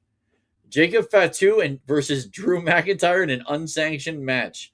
Basically, that means, hold on, let me go to they define that on the WrestleMania page for this. Let's see. Previews. You can go to the page, and they talk about where is it? There we go. So this brutal rivalry between Fatu and McIntyre has grown into an absolute mayhem, and the only place to settle this chaos will be the grandest stage of them all at WrestleMania. Fatu and McIntyre have proven that they are completely out of control, with numerous attacks on each other, including the Samoan Werewolf helping to cost McIntyre the undisputed title to Cody Rhodes, and the Scottish Psychopath pretending to quit SmackDown before returning to take out Fatu during his match against Trick Williams. Therefore, on the March 20th edition of SmackDown, the 2 heated adversaries refused to stop brawling from the opening moments of the show until the very end, culminating in throwing each other off the high steel balcony. In response, SmackDown General Manager Nick Aldis made official a WrestleMania showdown pitting Fatu against McIntyre, but washing his hands of the WWE's hands of responsibility by making it an unsanctioned match. Meaning, no rules, no protection, and uncontrolled bedlam. Oh, sugar honey, I see. Can you imagine how this is going to be? Like, they're going to throw... Someone's going into what is it? All the machines inside a casino. They're going slot machine? Huh? Oh, you're talking about the... Someone's going through a slot machine. I can see it already. Slot machine, poker table. Yep. The other match, Sami Zayn versus Trick Williams, and also Finn Balor versus Dominic Mysterio. We have 2 more. Actually, more than 2 Finn more. Balor beats the dog crap out of exactly. Dirty Dom. Women's Tag Team Champions Nia Jax and Lash Legends will defend their title. That's why you've been seeing them. They have the title against Charlotte Flair, Alexa Bliss, Bayley, Lila Valkyria, and weirdly enough, the Bella Twins. So you're gonna see 4 white women and 2 Spanish women against 2 black women. Oh, sorry, 1 black woman and 1 big Samoan. Like, that's what it's gonna be. That's a big girl, man. Damn. Oh wow! I'm like, they move. Rey Mysterio was out here. Rey Mysterio was talking to Penta and Dragon Lee. Oh, I can't wait to see that on YouTube. They're shaking hands now. Okay, I thought it looked confrontational for a second. And speaking of that, there will be an Intercontinental Champion match with Penta against Javon Lee, who he teamed with, Dragon Lee, who he teamed with, JD McDonough, and Rusev, who just had a baby, I think he just had a baby. Rusev, yes. And through all of this, WWE legend John Cena was announced to be the host of WrestleMania 42. My guess, he'll be interacting with Danhausen at some point. He'll be interacting with who knows? It could be anybody. Like you don't know who's going to show up at WrestleMania. You really don't. Right. It's a 2-day spectacular. You don't know who's showing up. If you don't only see one thing, this is the one thing you're going to want to see is WrestleMania. So, yeah. And then, of course, Dennis Rodman gets inducted as the. I've seen that. Yeah. He's as WWE as Pete Rose. So. Right.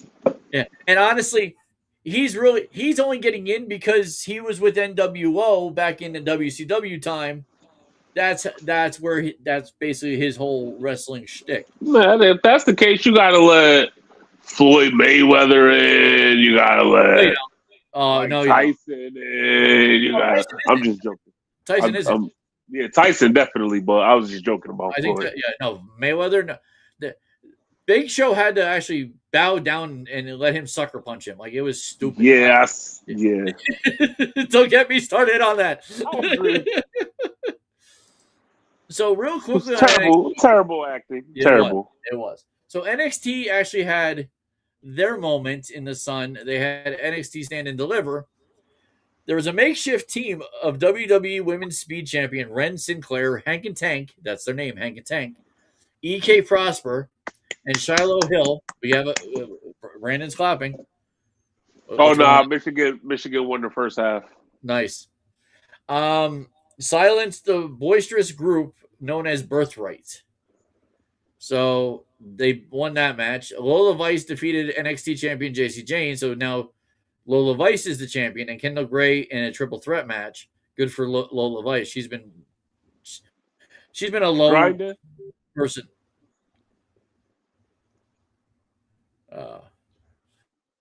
Anyway.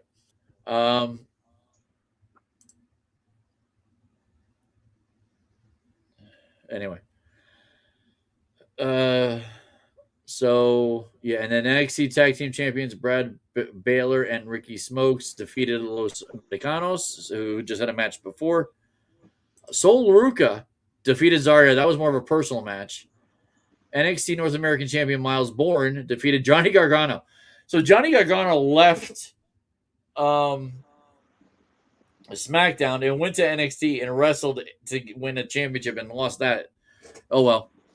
And then Tatum Paxley beat Blake Moore for the NXT Women's North American title. And in shocking news, Tony D'Angelo defeated in a fatal 4-way Joe Hendry, who was the champion, Ricky Saints, and Ethan Page. So now Tony D'Angelo, this guy's been on NXT for a while, I guess, so they brought him back to that. And now Tony D'Angelo is going to be running the show over there for a little bit anyway. So we got a couple more things to talk about. PGA, this is a big thing that's happening over this week. The Masters, one of the four big golf events. The Masters is going on. No Tiger, with his issues, he's not going to be there. But there will be. You probably won't see Tiger for another 4 years. That's true. That's probably true. So we'll talk about the Masters next week. See if there's any shockers or I did see there was someone, Justin Love, not showing up or something. That'll be interesting. So we'll see. We have 2 PBA events as we missed last week. Boog Kroll won his 3rd career title, but his first major winning the USBC Masters. Boog Kroll was the 5th seed, climbed the stepladder, and defeated EJ Tackett for his first career major title, and this is the title that EJ Tackett does not have to complete his Grand Slam. That sucks. Yeah. Yeah. So EJ Tackett, who's got all these different championships, does not have. He don't got that. USBC Masters. That was McIlroy for a while too. Yes, you're right, Roy McIlroy in golf. Yeah, good similarity there. And then this week, I play golf. And then I need my boy Scotty Scheffler to come back and do something good, man. So Spencer Robards won his first career in the Pilgrims PBA Ohio Classic.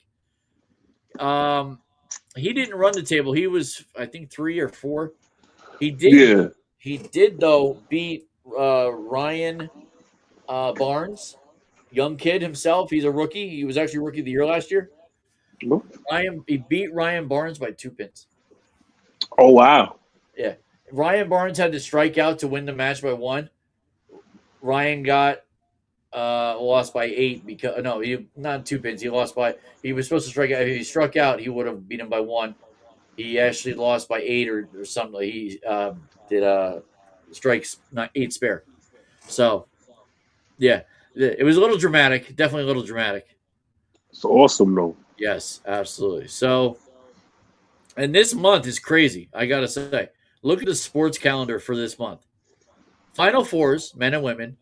We talked about WNBA free agency. We did not. I didn't have that in here, but I had it here. Agency starts tomorrow. Yes, it does. Now, that'll be interesting. I read a lot of the who's supposed to be free agent. The one issue I think is going to happen, which is shocking, not many free agents are going to leave their teams. A lot of them are probably going to stay because the number that the Liberty can keep Jonquel Jones. I know Sabrina Ionescu and Stewart said they're returning, so it'll be good to see them keep that intact and try to make another run for another WNBA title. Oh no, Jake Thistle is out of the top 12 of American Idol. Whoa. Oh well, no New Jersey people in the top 12. Doesn't matter. Anyway. Okay, so yeah, free agency starts. I'll be an NBA play and NHL and NBA and NHL playoffs start on 4/18. So in 12 days, the NBA and NHL playoffs will start. The NBA play-in starts in 8 days, the 14th to the 17th.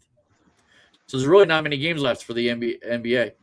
PGA Masters is 4/9 to 4/12, so on Thursday to Sunday. And then, of course, WrestleMania 4/18 to 4/19. So that's 2 weeks away. Yeah, that should be exciting. I can't wait. Yep. WNBA draft is 4/13, so that's this weekend. So these college girls that just played are going to be getting drafted. The NFL draft, which I think we could talk about a little bit, it will be on Thursday the 23rd to Saturday the 25th from Pittsburgh, PA. And we will have our show on the 23rd. Me and you definitely. We'll see who else we can get. Oh, yeah. I'm curious who we can get for that. You know, a Giant fan. Maybe I get my wife to come on as an Eagles fan. I can probably see if get your Detroit Lion fan guy, man. Yeah, I was just about to say if I can get my brother King on. Yeah, let's talk a little Detroit Lions when they get the draft. That could be very interesting. I know there's actually a couple teams that aren't drafting in the first round. That yes, we'll go over that. If not that night, we'll go over that next week because Obafemi's about to come out. Yeah, so yeah, we'll go over that. Like there's a dude. I got to show you. I think I showed you already. I'm not sure if I did. Let me share this page. You got to see what I had time to do this. Window that. Okay. See that? I'm going to email that to you. Okay. NFL draft spreadsheet. Yeah, I was waiting on that. Yeah. You see, it's the whole thing. I was able to put every team and who's picking what before they trade. Yeah, there's 36 picks in the third round. There's 40 picks in the fourth round, 40 in the fifth round, and 41 in the seventh. And here's the best part. I went a little ADHD. Every team's need right here. Okay. Giants need, Jets need, Phillies, Dallas, Washington, Kansas City, and New England, top row. Then it goes to the rest of the teams, all with their records from the last year. Like, I even wrote here all the different players that could go. that are listed on in someone's mock draft. I forget who it is. Jeremiah Love's 1, Caleb Downs 2, Reese 3, Mendoza is actually 4, Styles 5. 4 to Tennessee. Yeah. Well, this is their ranking. It's remember their ranking and whether they get drafted are very different. Yeah, gotcha. But the Giants' needs, yeah, it's hard to see there.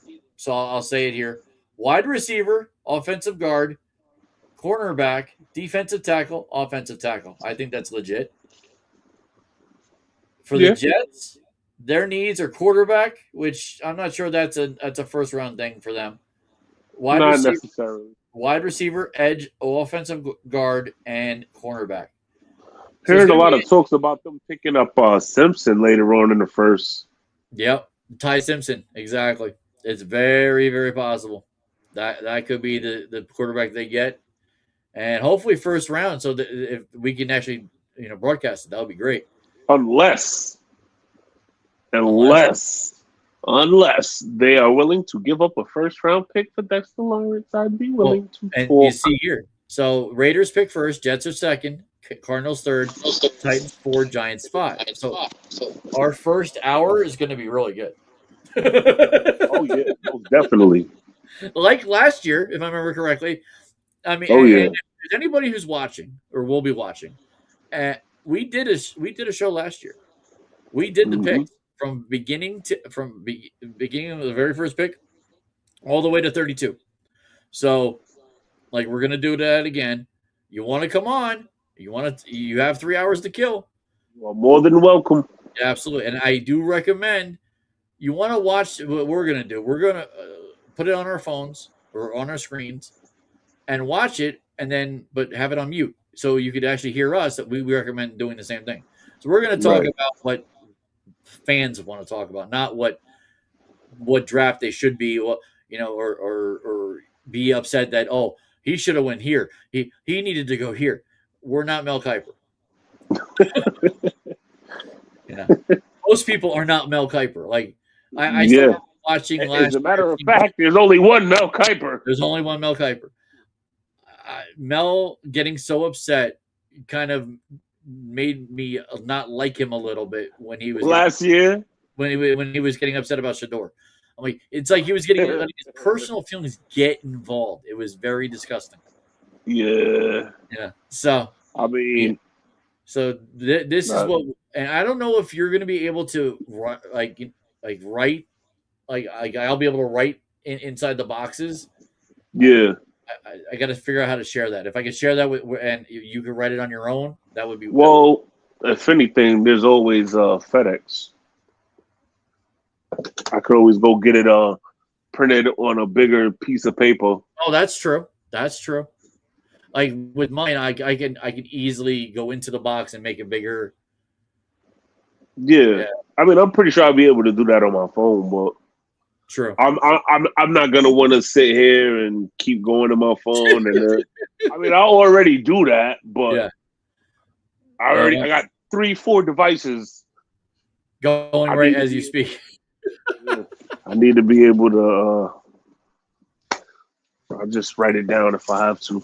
So I think with omissions, let me take this off. God forbid I actually get told I can't show something. Softball tryout.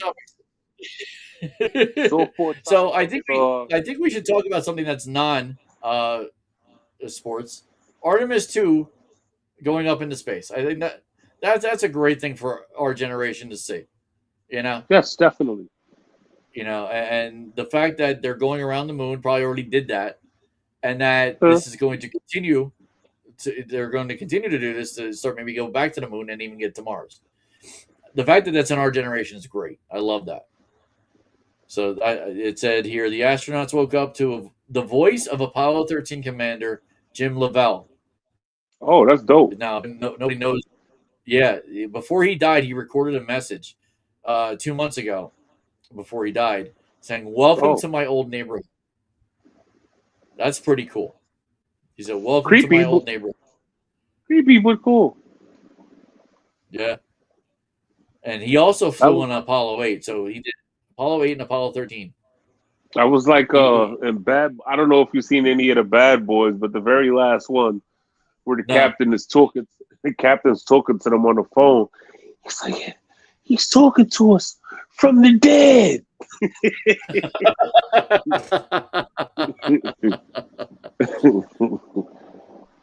That's funny. So yeah, less than an hour before kicking off the fly around and intense lunar observations, the 4 astronauts surpassed the distance record of 248,655 miles. That's impressive. Are you aware, sir, of the new NFL rules? I'm listening. So, upon they got the new kickoff rule, which was already implemented. Now they have it to where they took away the option to only be able to kick onside kicks in the fourth quarter. Now you can kick them whenever you want. Now you can kick them whenever you want. I wouldn't like that as a coach because I wouldn't want to do that. You can open the game up with an onside kick. It's very interesting. Yeah. Like the Super Bowl that was done for the second half. They opened the second half with, I think that was San Francisco who did that back in whatever Super Bowl they were in. Yeah, they see it. There's also a dynamic kickoff adjustment. It's basically the receiving team is now only required to have 5 players down from 6 with 1 foot of the 35-yard line. Really? 1 foot? Setup zone. Yeah, 1 foot on the 35-yard line. Kickoff, if you kick out of bounds, intentionally kicking the ball out of bounds from the 50-yard line has been increased, placing the ball on the 20-yard line instead of the 25, reducing the incentive to avoid returns. So they're basically making these. You got to play football. There is no more They're going to put people to sleep by talking about this. This is an interesting one right here. The player disqualification. The league personnel in the replay booth are now authorized to consult with on-field officials to disqualify players for flagrant fouls, such as roughing the passer or intentional grounding, even if no flag was initially thrown. Ooh, very interesting. Spicy. That is spicy. I agree. That's going to be interesting. They are also implementing, for 1 year only, an emergency replay rule, which the league approved a temporary 1 year rule allowing the officiating department to correct, clear an obvious mistake by an on-field official in the event of a work stoppage involving the regular NFL Referee Association. Holy jeez. Where are these things? Wow. How is this not in the news? I don't know, but this is gonna make it very interesting. Very interesting. So this also caught a little bit of Mr. Solano.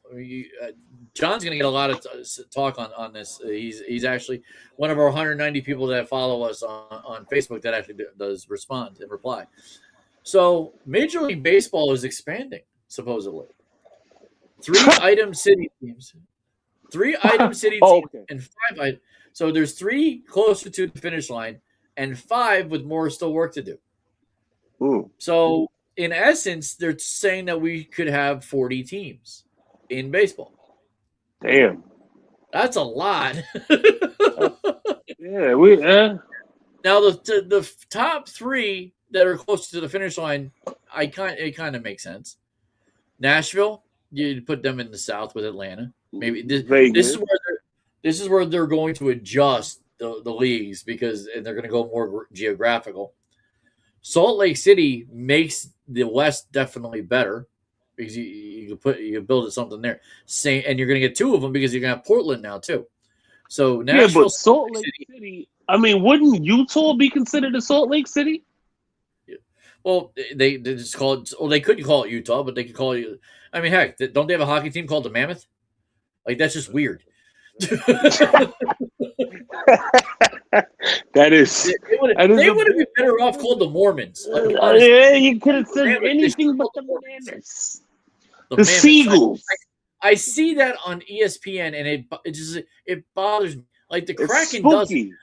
But the mammoth. See, I'm saying mammoth. It's mammoth. That's what it makes you want to say, though, mammoth. It's easy to confuse. Yeah. So Nashville, Salt Lake City, and Portland, they have apparently the backing, and they have visuals that are next to it. Apparently, Nashville has the stadium, Salt Lake City has the money, and Portland has a handshake agreement. Now, the more work to do, the four others. It says 5-item city, but it's 4. It's 4 cities. There might be a fifth somewhere. I didn't see it. Charlotte would be a nice, rival of Atlanta and Baltimore. So you can pick and choose.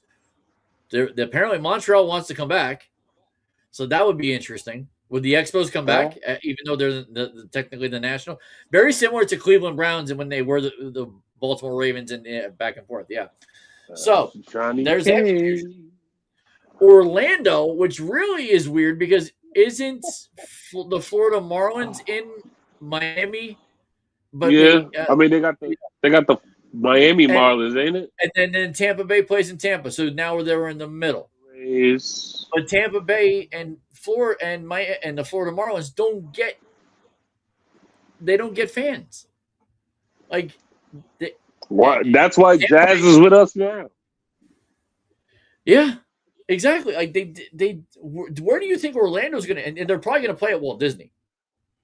Like that's where they're probably they have that field where they're going to play. That's stupid. I don't think Florida needs another baseball team. If you're going to put it anywhere, New York doesn't need another baseball team. Florida doesn't need another baseball team. LA doesn't need another baseball team. I'll say this, and it probably won't happen. You're going to put a Texas don't need another one. If you're going to put a baseball team in Florida, put it in Jacksonville. At least there's a football team there. There's a team that can go along with it. Right.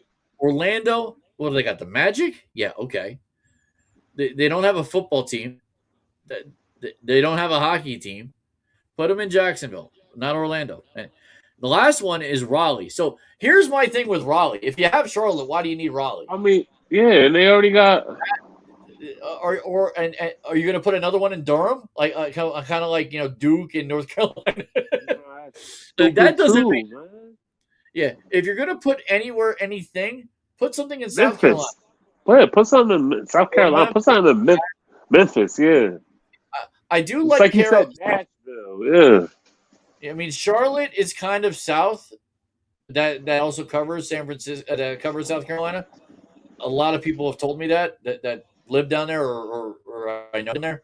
That the Charlotte, like my brother Kevin lived in Topsail, and he said a lot of South Carolina did travel to Charlotte. That was their team, whether it be the Charlotte the Carolina Panthers. They're in Charlotte, but there's a lot of South Carolina people that go to those. So, I mean, Charlotte, it's the queen town. I mean, our girl Charlotte Flair is from there.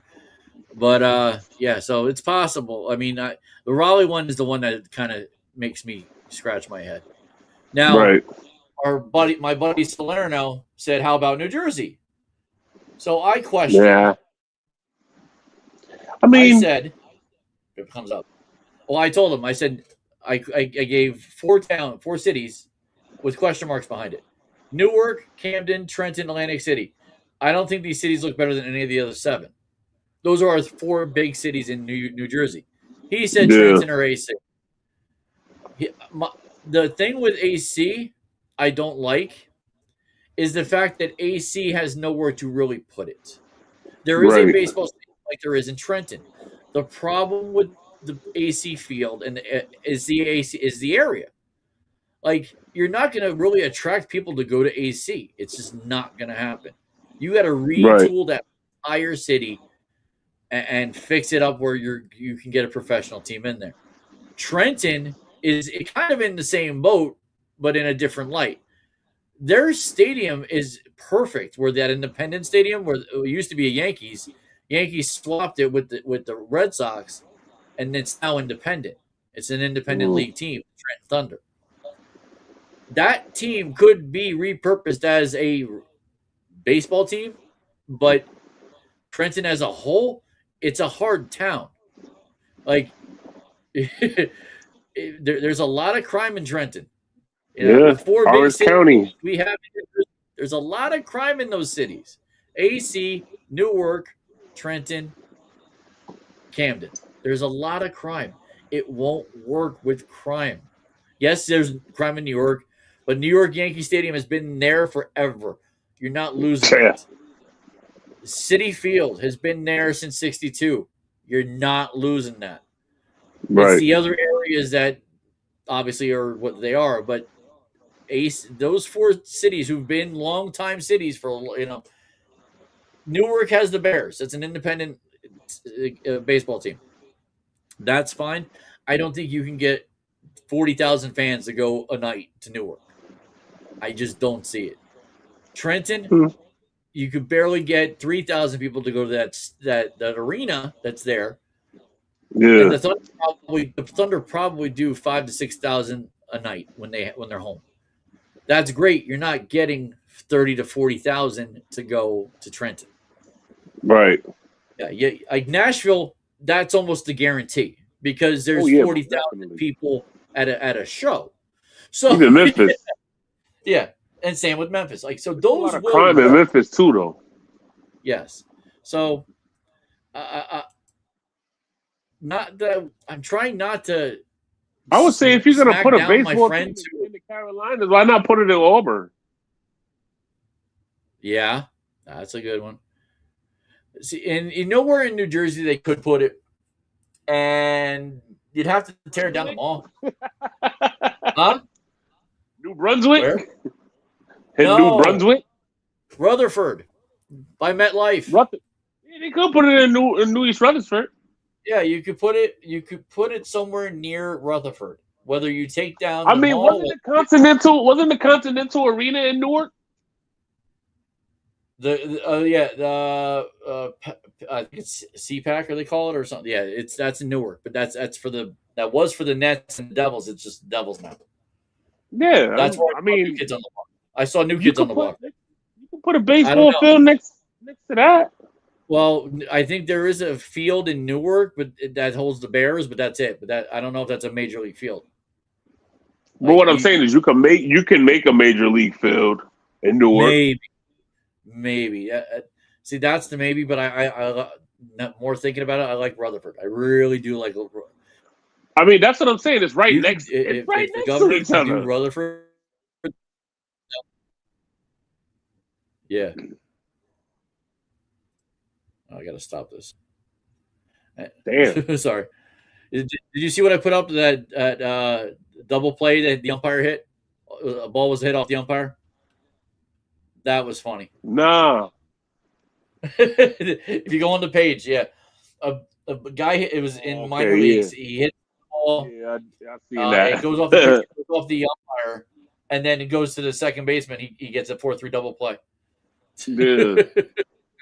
I thought you was talking about the Yankee. I thought you was talking about the Yankee game where the cheese. I just want to say thank you, MLB, for adding that ABS system. Yes. I feel like we need more than 3 challenges though, because I mean, did you see that egregious call when he said he was safe? He didn't even touch the plate. I know. That's why we challenge. That's why we have to challenge. Right. And a couple of those bulls that we didn't have challenges for cost us the game later on. So they did. Well, here's my question. I forgot to ask this in the basketball. Are the Bulls in a free fall? The Chicago Bulls dismiss executive vice president of basketball operations Arturas Karnisovas and general manager Mark Eversley. Pretty much. I mean, they got one of the worst records in the East. So yeah, but not as bad as Cleveland, right? Nah, Cleveland is dominant. Cleveland is top tier in the East. Didn't they lose their? Oh no, you know what? I'm thinking Indiana. Sorry, I'm thinking Indiana. I meant Indiana. Yeah, Indiana is trash because they had Tyler Halliburton was out for the rest of the year, and they lost Miles Turner to free agency. That's one guy. One guy is not supposed to. Yeah, but I mean, Halliburton's not Luka. No. Like, yeah. That shouldn't have been. But I also do.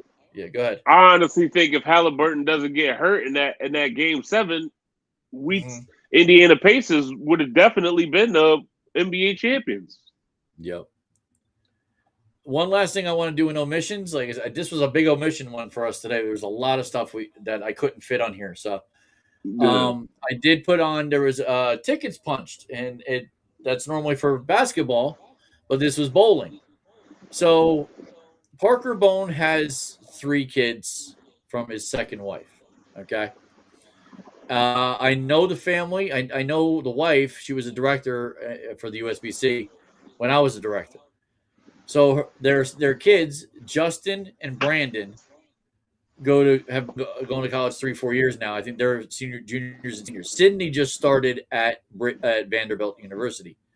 All 3 are going to be in collegiate championship matches over the next 4 to 5 days.